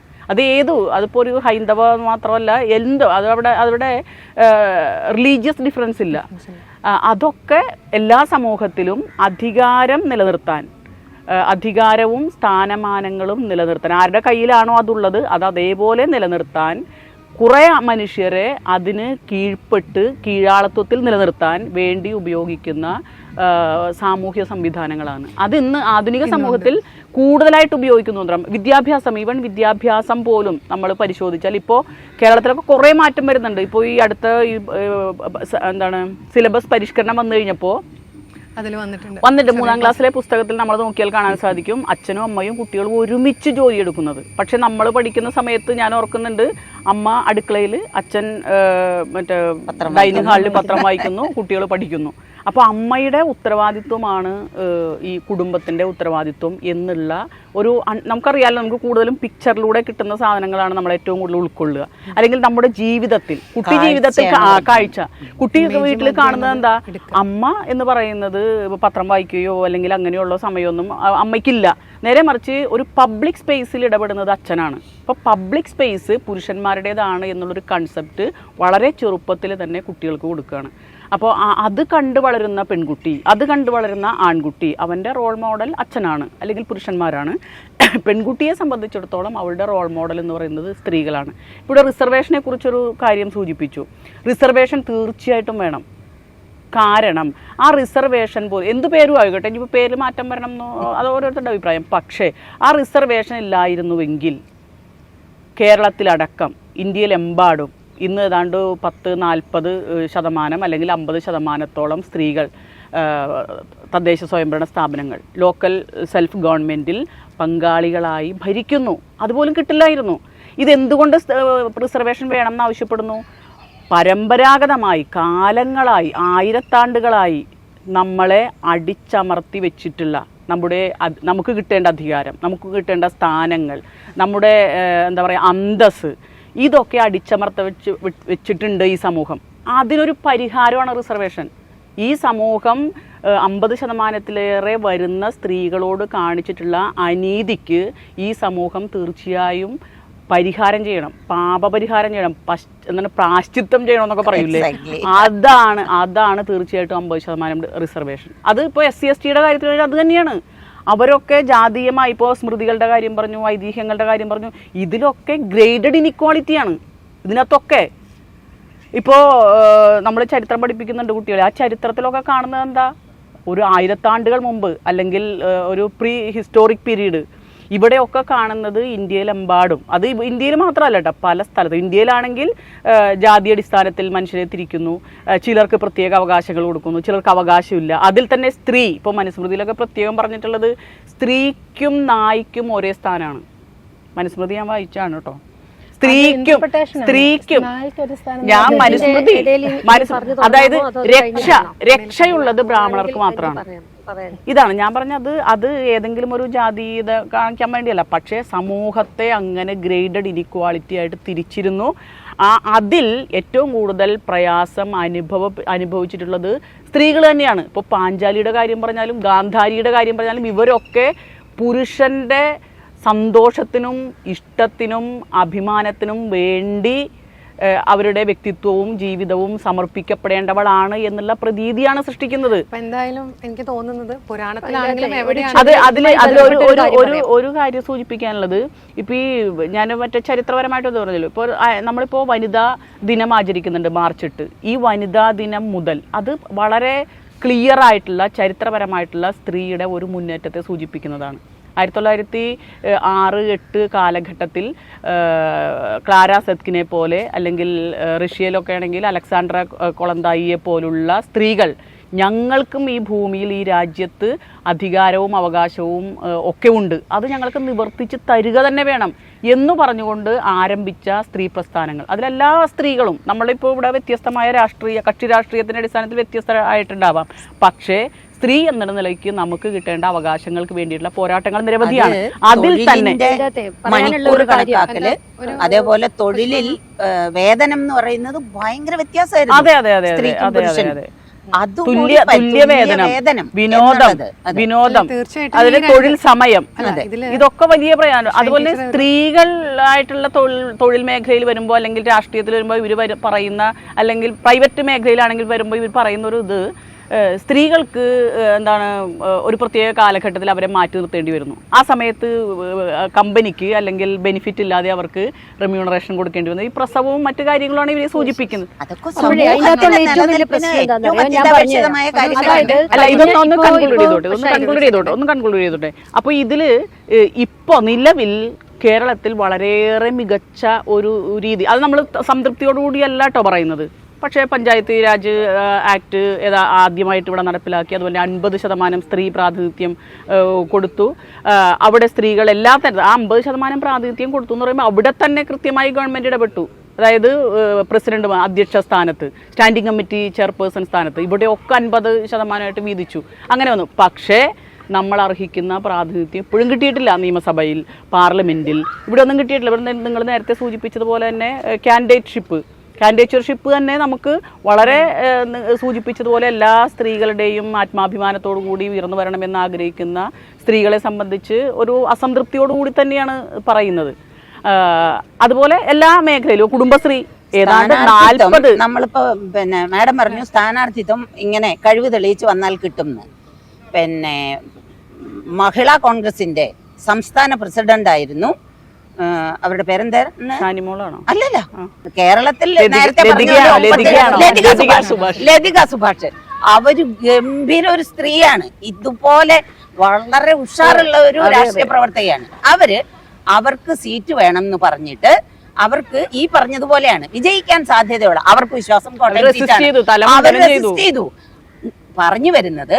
അവര് പ്രതിഷേധ സൂചകമായി കോൺഗ്രസിന്റെ പാർട്ടി ഓഫീസിന്റെ മുന്നിൽ പോയി തലമുട്ടയടിച്ചു.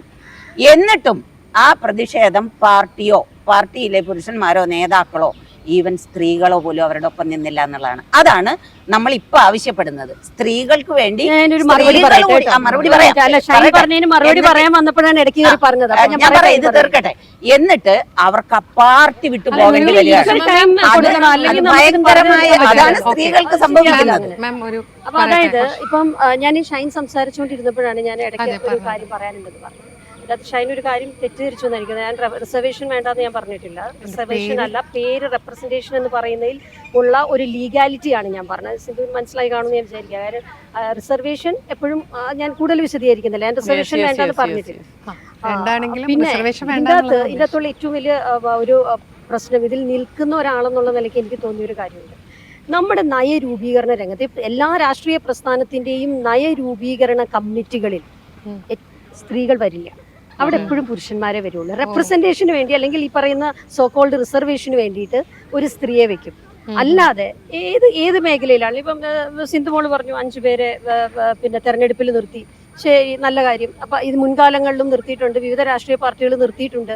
അപ്പോൾ ഈ നിർത്തുന്ന സമയത്തും ഞാൻ ചെറുപ്പം മുതലൊരു പൊളിറ്റിക്സിൽ താല്പര്യമുണ്ടായിരുന്ന ഒരാളായതുകൊണ്ട് പണ്ട് സ്കൂൾ കാലഘട്ടങ്ങളിൽ കേട്ട ഒരു മുദ്രാവാക്യമുണ്ട്, കേരം തിങ്ങും കേരള നാട്ടിൽ KR ഗൗരി ഭരിക്കട്ടെ എന്ന്.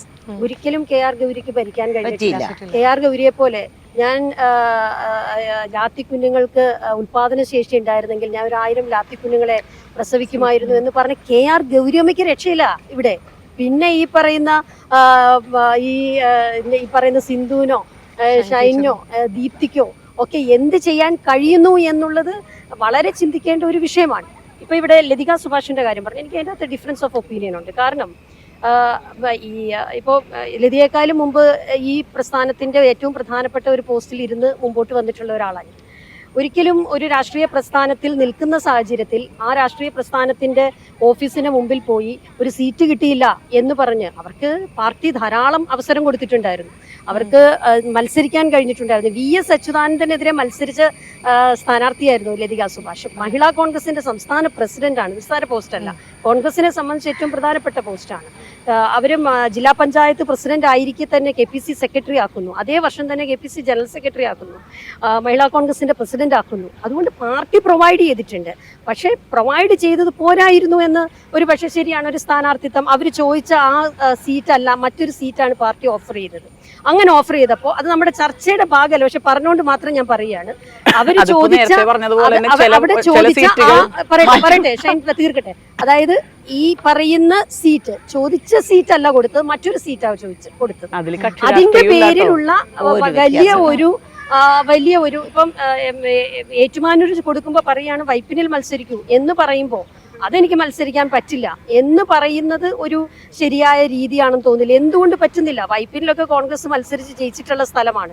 അവിടെ നിന്ന് ഫൈറ്റ് ചെയ്ത് ജയിക്കണം. ഇപ്പം ഞങ്ങളുടെ പ്രതിപക്ഷ നേതാവ് VD സതീശൻ ആദ്യം പറവൂരിൽ നിന്ന് തോറ്റുപോയതാ. അവിടെ തന്നെ 5 വർഷം നിന്ന് പ്രവർത്തിച്ചു. അങ്ങനെ പ്രവർത്തിക്കുവാനുള്ള ആർജവം സ്ത്രീകൾക്ക് ഉണ്ടാവണം. ഞാൻ പറഞ്ഞത് സ്ത്രീക്ക് തന്നെ അവരുടെ ഉള്ളിലുള്ള ഒരു എനർജി ഉണ്ട്, ഒരു സ്പിരിറ്റ്.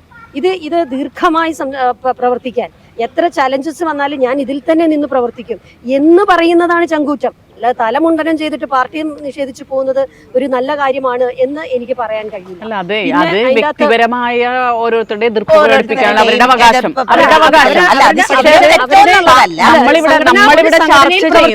നമ്മളിവിടെ ചർച്ച ചെയ്യുന്നത് സംഘടനയുടെ പ്രവർത്തനങ്ങളോ മറ്റോ. സ്ത്രീ എന്നുള്ള നിലയ്ക്ക് നമ്മുടെ ഈ രാഷ്ട്രീയ രംഗത്ത് നമ്മുടെ അവസ്ഥ എന്താണ്, അതെ. അവിടെ നമുക്ക് എത്രത്തോളം ഇതിലൊരു- representation അതേ അവസ്ഥയെക്കുറിച്ച് തന്നെയാ പറഞ്ഞത്. അവസ്ഥ പറയുമ്പോൾ ഇപ്പൊ നിങ്ങൾ എല്ലാവരും പല ഇതിലിരിക്കുന്നതാണ്. പുറത്തുനിന്നുള്ള ഒരു വ്യക്തി എന്നുള്ള നിലയ്ക്ക് ഞാൻ ചോദിക്കുന്ന ഒരു കാര്യം, നിങ്ങൾ എല്ലാവരിൽ നിന്നും എനിക്ക് മനസ്സിലാക്കിയ ഒരു കാര്യം, വീണ്ടും നിങ്ങൾ ഒരു ഇതിലേക്ക് തന്നെ എത്തുന്നുണ്ട്. അതായത് പറഞ്ഞു ഒരു സ്ഥാനം കൊടുക്കുകയാണെങ്കിൽ ആ ഒരു സ്ഥലത്ത് തന്നെ അല്ല നിൽക്കേണ്ട, അവിടെ പ്രവർത്തിച്ചിട്ട് വേണമെങ്കിൽ ജയിക്കാമെന്നുള്ളൊരു ഇത് വന്നു. പക്ഷെ ഞാൻ ചോദിക്കുന്നത് എന്തുകൊണ്ട് അവർക്ക് ഓക്കെ ആയിട്ടുള്ളൊരു സ്ഥലത്തിലേക്ക് സ്ത്രീകൾക്ക്, അപ്പോൾ പുരുഷൻ അങ്ങനെ പറയുന്നില്ല, സ്ത്രീകൾക്കാണെങ്കിലും ഈ പറഞ്ഞ കുടുംബത്തിന് പല പ്രശ്നങ്ങളും കാരണം കൊണ്ടായിരിക്കും ഒരു മണ്ഡലം വിട്ട് വേറൊരു മണ്ഡലത്തിലേക്ക് ചിലപ്പോൾ അതും ബുദ്ധിമുട്ടുണ്ടാവുമായിരിക്കും.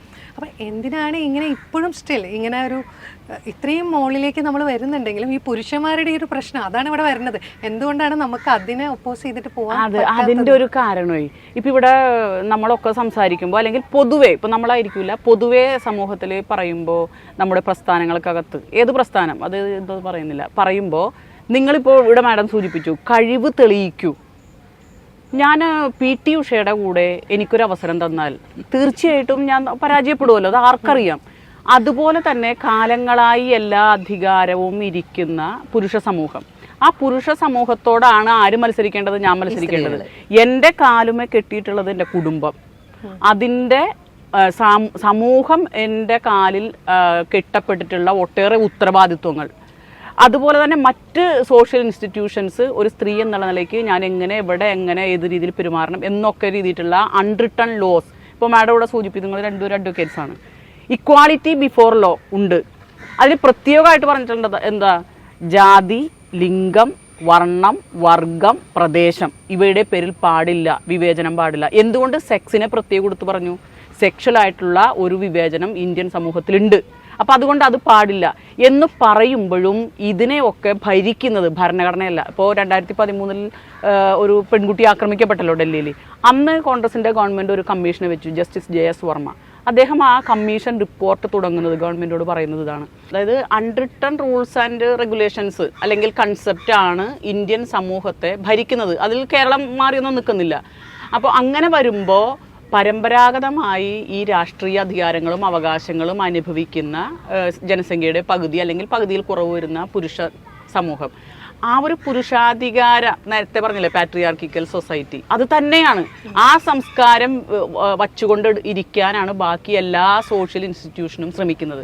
അപ്പോൾ സ്ത്രീക്ക് ഇതിനെ കൗണ്ടർ ചെയ്ത് പുറത്ത് വരിക എന്ന് പറയുന്നത് വലിയ എഫേർട്ട്. പുരുഷൻ എടുക്കുന്നതിൻ്റെ ഒരു 100 എഫേർട്ട് കൂടുതൽ സ്ത്രീ എടുക്കേണ്ടി വരും കുടുംബത്തിൽ നിന്നും അല്ലെങ്കിൽ അത്തരം സോഷ്യൽ ഇൻസ്റ്റിറ്റ്യൂഷനിൽ നിന്നും പുറത്ത് വരിക. സ്ത്രീക്ക് പ്രത്യേക സമയം കൽപ്പിക്കുന്ന ഒരു സമൂഹം, അല്ലെങ്കിൽ സ്ത്രീക്ക് എത്രത്തോളം ആകാമെന്ന് സ്വാതന്ത്ര്യം കൽപ്പിക്കുന്ന ഒരു സമൂഹം, ആ സമൂഹത്തിൽ നിന്ന് കുറേ കൂടിയും മുന്നോട്ട് വരാൻ സ്ത്രീകൾക്ക് കഴിയണം. ഈ ബ്രിട്ടീഷുകാർ 100-200 വർഷക്കാലം ഇവിടെ അടക്കി ഭരിച്ചു. അവർക്കറിയാം ഈ രാജ്യം നമ്മുടെ അല്ല എന്ന്, അവർക്കറിയാം ഈ റിസോഴ്സസ് നമ്മുടെ അല്ല, പക്ഷേ അത് അവർ എക്സ്പ്ലോയിറ്റ് ചെയ്യായിരുന്നു. പക്ഷെ എങ്ങനെയാണ് അവർ പോയത്? അവർ പോയത് ഇവിടെ നിന്ന് തന്നെ സ്വാതന്ത്ര്യദ്രാഹികളായി ഉയർന്നു വരികയും ഈ ബ്രിട്ടീഷ് ആധിപത്യത്തെ അല്ലെങ്കിൽ കൊളോണിയൽ റൂളിനെതിരെ ഫൈറ്റ് ചെയ്യുകയും ചെയ്തുകൊണ്ടാണ് അവരിവിടം വിട്ടു പോയി നമ്മൾ സ്വതന്ത്രരായിട്ട് ജീവിക്കുന്നത് ഒരു പരിധിവരെയെങ്കിലും. എന്നതുപോലെ തന്നെ ഈ സ്ത്രീ സമൂഹം അവരവർ പ്രവർത്തിക്കുന്ന പ്രസ്ഥാനങ്ങൾക്കകത്തും പാർട്ടിക്കകത്തും എവിടെയൊക്കെ പ്രവർത്തിക്കുന്നു അവിടെ മാത്രമല്ല, കുടുംബം തുടങ്ങി ജനാധിപത്യം 5 വർഷം കൂടുമ്പോൾ വോട്ട് ചെയ്യുന്ന പ്രക്രിയ മാത്രമല്ലല്ലോ. ജനാധിപത്യം ഒരു എന്താ പറയുക, ജീവിതത്തിൻ്റെ ഭാഗമാണ്, ജീവിതചര്യയാണ്. ആ ജീവിതചര്യ കുടുംബത്തിൽ നിന്ന് തുടങ്ങി നമ്മൾ എവിടെയൊക്കെ സമൂഹത്തിൽ ഇടപെടുന്നു. ഇപ്പോൾ കോടതിയിൽ വർക്ക് ചെയ്യുന്നവരുണ്ട്, ഞാൻ സ്കൂളിൽ വർക്ക് ചെയ്യുന്ന ഒരാൾ, മാഡം കോളേജിലുണ്ടായിരുന്നു. ഏത് സൊസൈറ്റിയിൽ വർക്ക് ചെയ്താലും എൻ്റെ ഒരു അവസരവും എൻ്റെ ഒരു ആത്മാഭിമാനവും എൻ്റെ ഒരു പൊളിറ്റിക്സും, അത് ഇൻവെർട്ടഡ് കോമ പൊളിറ്റിക്സ് കക്ഷി രാഷ്ട്രീയമല്ല ഉദ്ദേശിക്കുന്നത്, എൻ്റെ അധികാര പരിധി അത് ഞാൻ നിശ്ചയിക്കുന്നതും ഞാൻ നേടിയെടുക്കേണ്ടതുമാണ് എന്നുള്ളൊരു ബോധം നമുക്കുണ്ടായാൽ മാത്രമേ നമ്മൾ ഇന്നിപ്പോൾ ചർച്ച ചെയ്യുന്ന രീതിക്ക് അടുത്ത ജനറേഷനെങ്കിലും മാറ്റം വരാൻ സാധിക്കുകയുള്ളൂ. അതെ, ഈ പൊളിറ്റിക്സ് എന്ന് പറയുമ്പോൾ തീർച്ചയായിട്ടും ഇന്ന് നമ്മൾ അത് നിർവചിക്കാൻ കഴിയുന്നത് അധികാര രാഷ്ട്രീയം എന്ന് തന്നെയാണ്, ഒരു സംശയവും വേണ്ട. അതല്ലാത്ത ഒരു പൊളിറ്റിക്സ്, അത് എൻ്റെ അഭിപ്രായമാണ്, അതല്ലാത്ത ഒരു ശരി വാട്ട് ഈസ് പൊളിറ്റിക്സ്, പൊളിറ്റിക്കൽ സയൻസിൽ നമ്മൾ പൊളിറ്റിക്സ് എന്താണെന്ന് ചോദിക്കുന്നതിന് പറയുന്ന നിർവചനങ്ങളുണ്ട്, അതല്ല, അതവിടെ നിൽക്കട്ടെ. ഞാൻ പറയുന്നത് ഇന്നത്തെ നമ്മൾ ചർച്ച ചെയ്യുന്ന പൊളിറ്റിക്സ് എന്ന് പറയുന്നത് തീർച്ചയായിട്ടും ഒരു സംശയവും വേണ്ട, സ്ത്രീകൾക്ക് അധികാര സ്ഥാനങ്ങളിൽ എത്തണം എന്നുള്ള ഏത് രാഷ്ട്രീയ പ്രസ്ഥാനമാണെങ്കിലും അവിടെ എത്തണം എന്നുള്ളതാണ്. അതിൽ ഈ എങ്ങനെയാണ് ഈ പുരുഷനോടൊപ്പം എത്തിച്ചേരാൻ കഴിയുന്നത് എന്നുള്ള വലിയ ഫൈറ്റ് തന്നെയാണ് ഇവിടെ നടന്നുകൊണ്ടിരിക്കുന്നത്. ആ ഫൈറ്റിൽ പലപ്പോഴും പരാജയപ്പെട്ടു പോകുന്ന ചില സ്ത്രീകൾ ഇത് നിർത്തിപ്പോകുന്നുണ്ട്.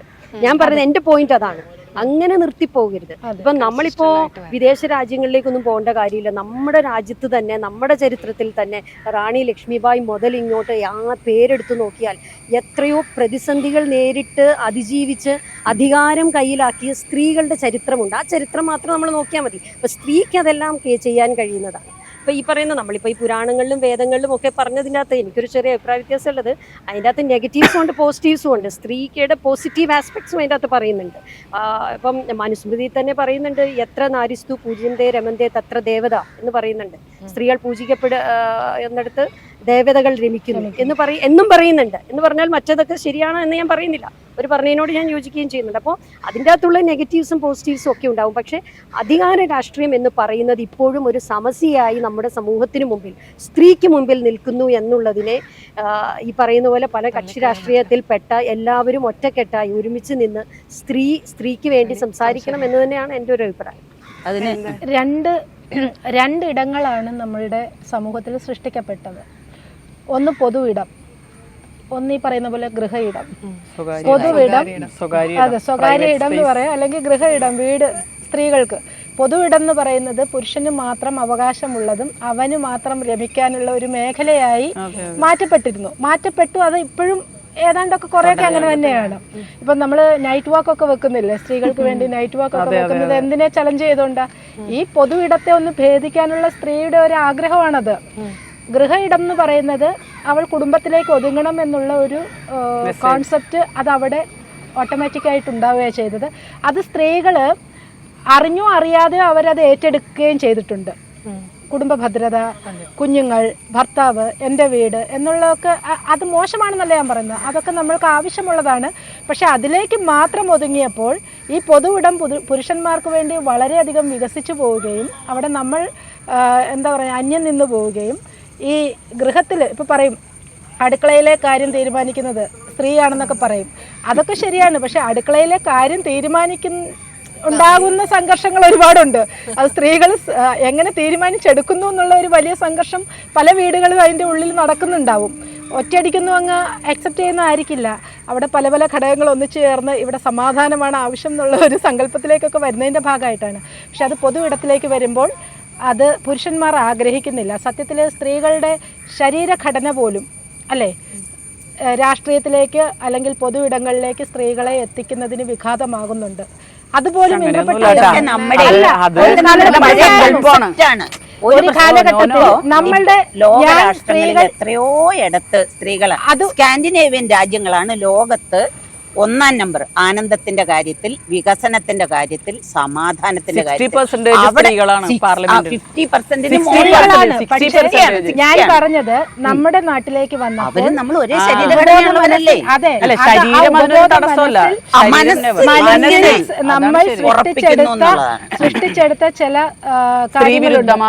സങ്കല്പങ്ങളുണ്ട്. സ്ത്രീകൾ തന്നെ അങ്ങനെ സൃഷ്ടിച്ചെടുത്തിട്ടുണ്ട്. പറഞ്ഞത് ഈ ചരക്ക് എന്ന് പറയുന്ന വാക്ക് സ്ത്രീക്ക് മാത്രം ഉള്ളതാ അല്ലേ? ആണ്. അതുപോലുള്ള ചില വാക്കുകൾ നമ്മളോടൊപ്പം അതുണ്ടല്ലോ, കാര്യേഷു മന്ത്രി, ശയനേഷു വേശ്യ, ക്ഷമയാദരിത്രി, പിന്നൊരെണ്ണം കൂടി ഉണ്ടല്ലോ. ഇത് പുരുഷനെ കുറിച്ചുണ്ടോ? ഇല്ല. അപ്പൊ സ്ത്രീ എന്താവണം എന്ന് നിശ്ചയിച്ച് ഫ്രെയിം ചെയ്ത് വെച്ചിരിക്കുകയാണ്. പറയാൻ പാടില്ല, അതുകൊണ്ടാണ് പറയണം. നിശ്ചയിച്ചതിനെ സ്ത്രീകളും സ്വന്തം ഉപബോധ മനസ്സിലേക്ക് ഒരു തിക്തഫലമാണ് അവൾക്ക് ഇത്രയും ഫൈറ്റ് ചെയ്ത് പൊതു ഇടത്തിലേക്ക് ഇറങ്ങേണ്ടി വരുന്നത്. ഇത് സ്ത്രീകൾ ഇത് ഉൾക്കൊണ്ടില്ല എന്ന് പറയാൻ പറ്റില്ല, ഉൾക്കൊണ്ടിട്ടുണ്ട്. ഒരു വലിയ വിഭാഗം സ്ത്രീകൾ മാറ്റം വന്നിട്ടുണ്ട് ശരിക്കും. അതാണ് ഞാൻ ശരീരഘടന എന്ന് ഉദ്ദേശിച്ചത്, അല്ലാതെ വേറെ നെഗറ്റീവായി അല്ലേ? ഞാൻ പറഞ്ഞത് അതാണ്. അതാണ് പറഞ്ഞത്. ഇതിനെ എല്ലാം കൊണ്ടുപോയി എത്തിച്ചിരിക്കുന്നത് നീ അവിടെ ഇരുന്നോ, നീ നിന്റെ കുടുംബത്തിൽ സുരക്ഷിതയാണ്, അവിടെ ഇരിക്കാനുള്ളവളാണ്, കുടുംബത്തിന്റെ ഐശ്വര്യമാണ്, വിളക്കാണ്, എന്തൊക്കെയാ പറയുന്നത്, പൂജിക്കപ്പെടേണ്ടവളാണ്, അതൊക്കെ പൂജിക്കേണ്ട ഇത് ഇങ്ങനെയൊക്കെ വരുമ്പോഴാണ് സ്ത്രീകൾ കൂടുതൽ ഈ അടിമത്വ മനോഭാവത്തിലേക്ക് പോയത് എന്നുള്ളത് ഒരു ഭാഗം. ഇതുപോലെ ഒരുപാട് ഘടകങ്ങളുണ്ട്. ഞാൻ ആദ്യം സൂചിപ്പിച്ചതുപോലെ തന്നെ ഈ അധിനിവേശ സമയങ്ങളിൽ ഒരു വേലിക്കെട്ടിന്റെ ഉള്ളിലേക്ക് സ്ത്രീകൾ കൂടുതലായിട്ട് ഒതുങ്ങിപ്പോയിട്ടുണ്ട്. കാരണം അവർക്ക് പ്രതികരിക്കാൻ സാധിക്കാതെ, ശബ്ദിക്കാൻ സാധിക്കാതെ ഒതുങ്ങിപ്പോയിടത്തുനിന്നും ഈ പറയുന്ന ഒരു വേർപെടുത്തൽ, സ്ത്രീയെ ഇവിടെ മാത്രമായിട്ട് പ്രതിഷ്ഠിക്കുന്നു, സമൂഹത്തിൽ അവൾ വേണ്ട എന്നുള്ള ഒരു വേർപെടുത്തൽ പുരുഷൻ സ്വയം ഉണ്ടാക്കിയെടുത്തിട്ടുണ്ട്. പക്ഷെ അവിടെയും സൂപ്പർ ഫീമെയിലായിട്ട് വന്നിട്ടുള്ള സ്ത്രീകളാണ്. മെയിൽ ഫീമെയിൽ എന്ന് പറയുമ്പോഴും സൂപ്പർ ഫീമെയിലുണ്ട്.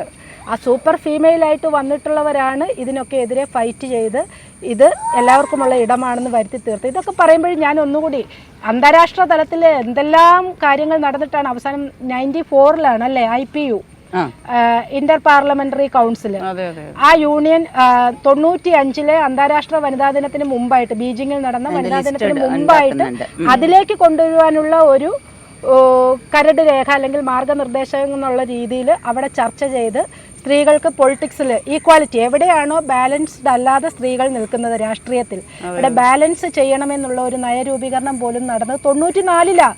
ഇങ്ങനെ നമ്മൾ അധികം ഒന്നും ദൂരെ പോയിട്ടില്ല. വേൾഡ് ഇക്കണോമിക് ഫോറത്തിന്റെ പുതിയ സ്റ്റാറ്റിസ്റ്റിക്സ് വന്നിട്ടുണ്ട്. അതായത് 136 വർഷം ഇനിയും സ്ത്രീ ഫൈറ്റ് ചെയ്യണം പൊളിറ്റിക്കൽ ഇക്വാളിറ്റി കിട്ടണമെങ്കിൽ. 136 വർഷം. അത് കൂടുതലും ഇന്ത്യയിലെ സ്ത്രീകളായിരിക്കും കൂടുതൽ. കുറെ ചെയ്യാനുണ്ട് അവനവന്റെ പ്രസ്ഥാനങ്ങൾക്കുള്ളിൽ നമ്മളെ ധാരാളം ഫൈറ്റ്. പിന്നെ റിസർവേഷനിലേക്കൊക്കെ വരുമ്പോ, അതായത് രാഷ്ട്രീയ അധികാരത്തിലേക്ക് വരുന്നതിന് മുന്നേ തന്നെ ഇപ്പൊ ഞങ്ങളുടെ ഒരു താരമായിട്ട് ഒരാളെ വെച്ചിട്ടുണ്ട്. അത് ഇംഗ്ലണ്ടിലുള്ള എമിലി ഡേവിസൺ എന്ന് പറയുന്ന ഒരു സ്ത്രീയാണ്. ആ സ്ത്രീ 1906 മാർട്ടിയറായതാണ്. അതായത് അന്ന് അവർ പിന്നെ വോട്ടവകാശം വേണമെന്ന് പറഞ്ഞ് സമരം ചെയ്യുന്നു. സമരം ആരും ശ്രദ്ധിക്കുന്നില്ല. രാജാവാണ് അക്കാലത്ത്, ജോർജ് 5-മനോ മറ്റോ ആണ്. അവസാനം ഗതികെട്ട് ഇവര് ഈ ജോർജ് 5-മന്റെ കുതിര സവാരി മത്സരമാണ്, കുതിരയോട്ട മത്സരം. ഈ കുതിരയോട്ട മത്സരത്തിന് മുന്നിലേക്ക് വോട്ട് ഫോർ വിമൻ എന്ന് പറഞ്ഞിട്ട് ഈ ഒരു ഫ്ലാഗും പിടിച്ചങ്ങ് ഇറങ്ങിച്ചെല്ലും. കുതിര അടിച്ചു തെറിപ്പിക്കും. ഇവർ 3-ാമത്തെ ദിവസം മരിക്കും. അപ്പം നമ്മൾ പറയുന്നത് ലോകത്തൊരുപാട് സ്ത്രീകൾ വലിയ തോതിൽ കഷ്ടപ്പെട്ടിട്ടാണ്. ഇന്ത്യയിലെ സ്ത്രീകളും വലിയ തോതിൽ കഷ്ടപ്പെടുകയും സമരം ചെയ്യുകയും അപമാനിക്കപ്പെടുകയും കൊല്ലപ്പെടുകയും പണ്ട് ഉണ്ടായിരുന്നല്ലോ, വിച്ചസായിട്ട് അങ്ങ് പരിഗണിച്ച് കൊന്നുകളയായിരുന്നു. അതൊക്കെ ഉണ്ടായിട്ടുണ്ട്. പ്രത്യേകിച്ച് മതങ്ങൾ വരുന്നതോടുകൂടി ഈ സെമിറ്റിക് മതങ്ങൾ എന്തിനു വേണ്ടി ഉണ്ടാക്കിയതാണെന്ന് പോലും നമ്മൾ പഠിച്ചു നോക്കണം. വലിയ തോതിൽ എല്ലാ കാര്യങ്ങളും സ്ത്രീകളെ നിയന്ത്രിക്കാനാണ്. അതൊന്നുമില്ല. സെമിറ്റിക് എന്നോ അല്ലെങ്കിൽ ഞാൻ പറഞ്ഞത്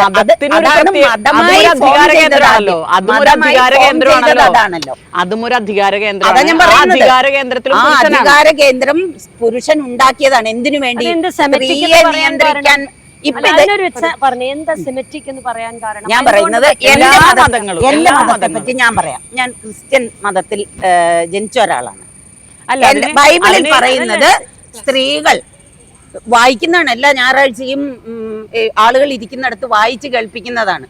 സ്ത്രീകൾ സഭയിൽ മിണ്ടാതിരിക്കട്ടെ. അല്ല, അതെല്ലാത്തിലും സ്ത്രീ സ്വാതന്ത്ര്യം പറഞ്ഞു എന്ന് പറഞ്ഞതുപോലെ നമ്മുടെ പുരാണങ്ങളിലും അതുപോലെ തന്നെ ബാക്കി എല്ലാ മതങ്ങളിലും. അതാ ഞാൻ പറഞ്ഞു,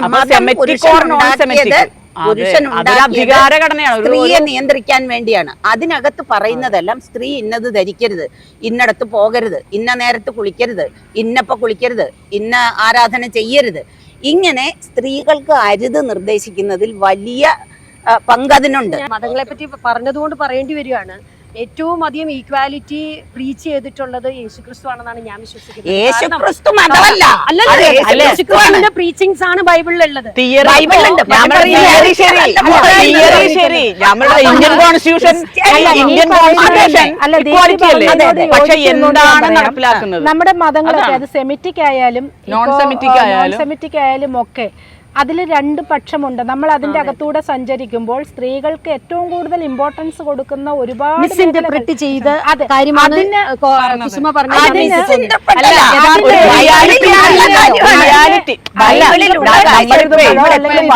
മതത്തെ കുറിച്ചൊരു തർക്കത്തിന് മറിച്ച് സ്ത്രീയുടെ സ്വാതന്ത്ര്യത്തെ പരിധി നിശ്ചയിക്കുന്നത് ഈ സോഷ്യൽ ഇൻസ്റ്റിറ്റ്യൂഷനൊക്കെ കൂടിയാണ്. അപ്പൊ അവിടെ എന്തുകൊണ്ട് നമ്മൾ പോലും ഈ പുരുഷാധികാര സമൂഹത്തിന്റെ ഉള്ളിലാണ്. ഇപ്പൊ ഞാൻ സാരി ഉടുത്തിരിക്കുന്നു, ചുരിദാർ ഇട്ടിരിക്കുന്നു, അല്ലെങ്കിൽ അവിടെ പാന്റ് എടുത്ത് നമ്മുടെ സഹോദരന്മാർ നിൽക്കുന്നു എന്നുള്ള ഒരു വ്യത്യാസമില്ല.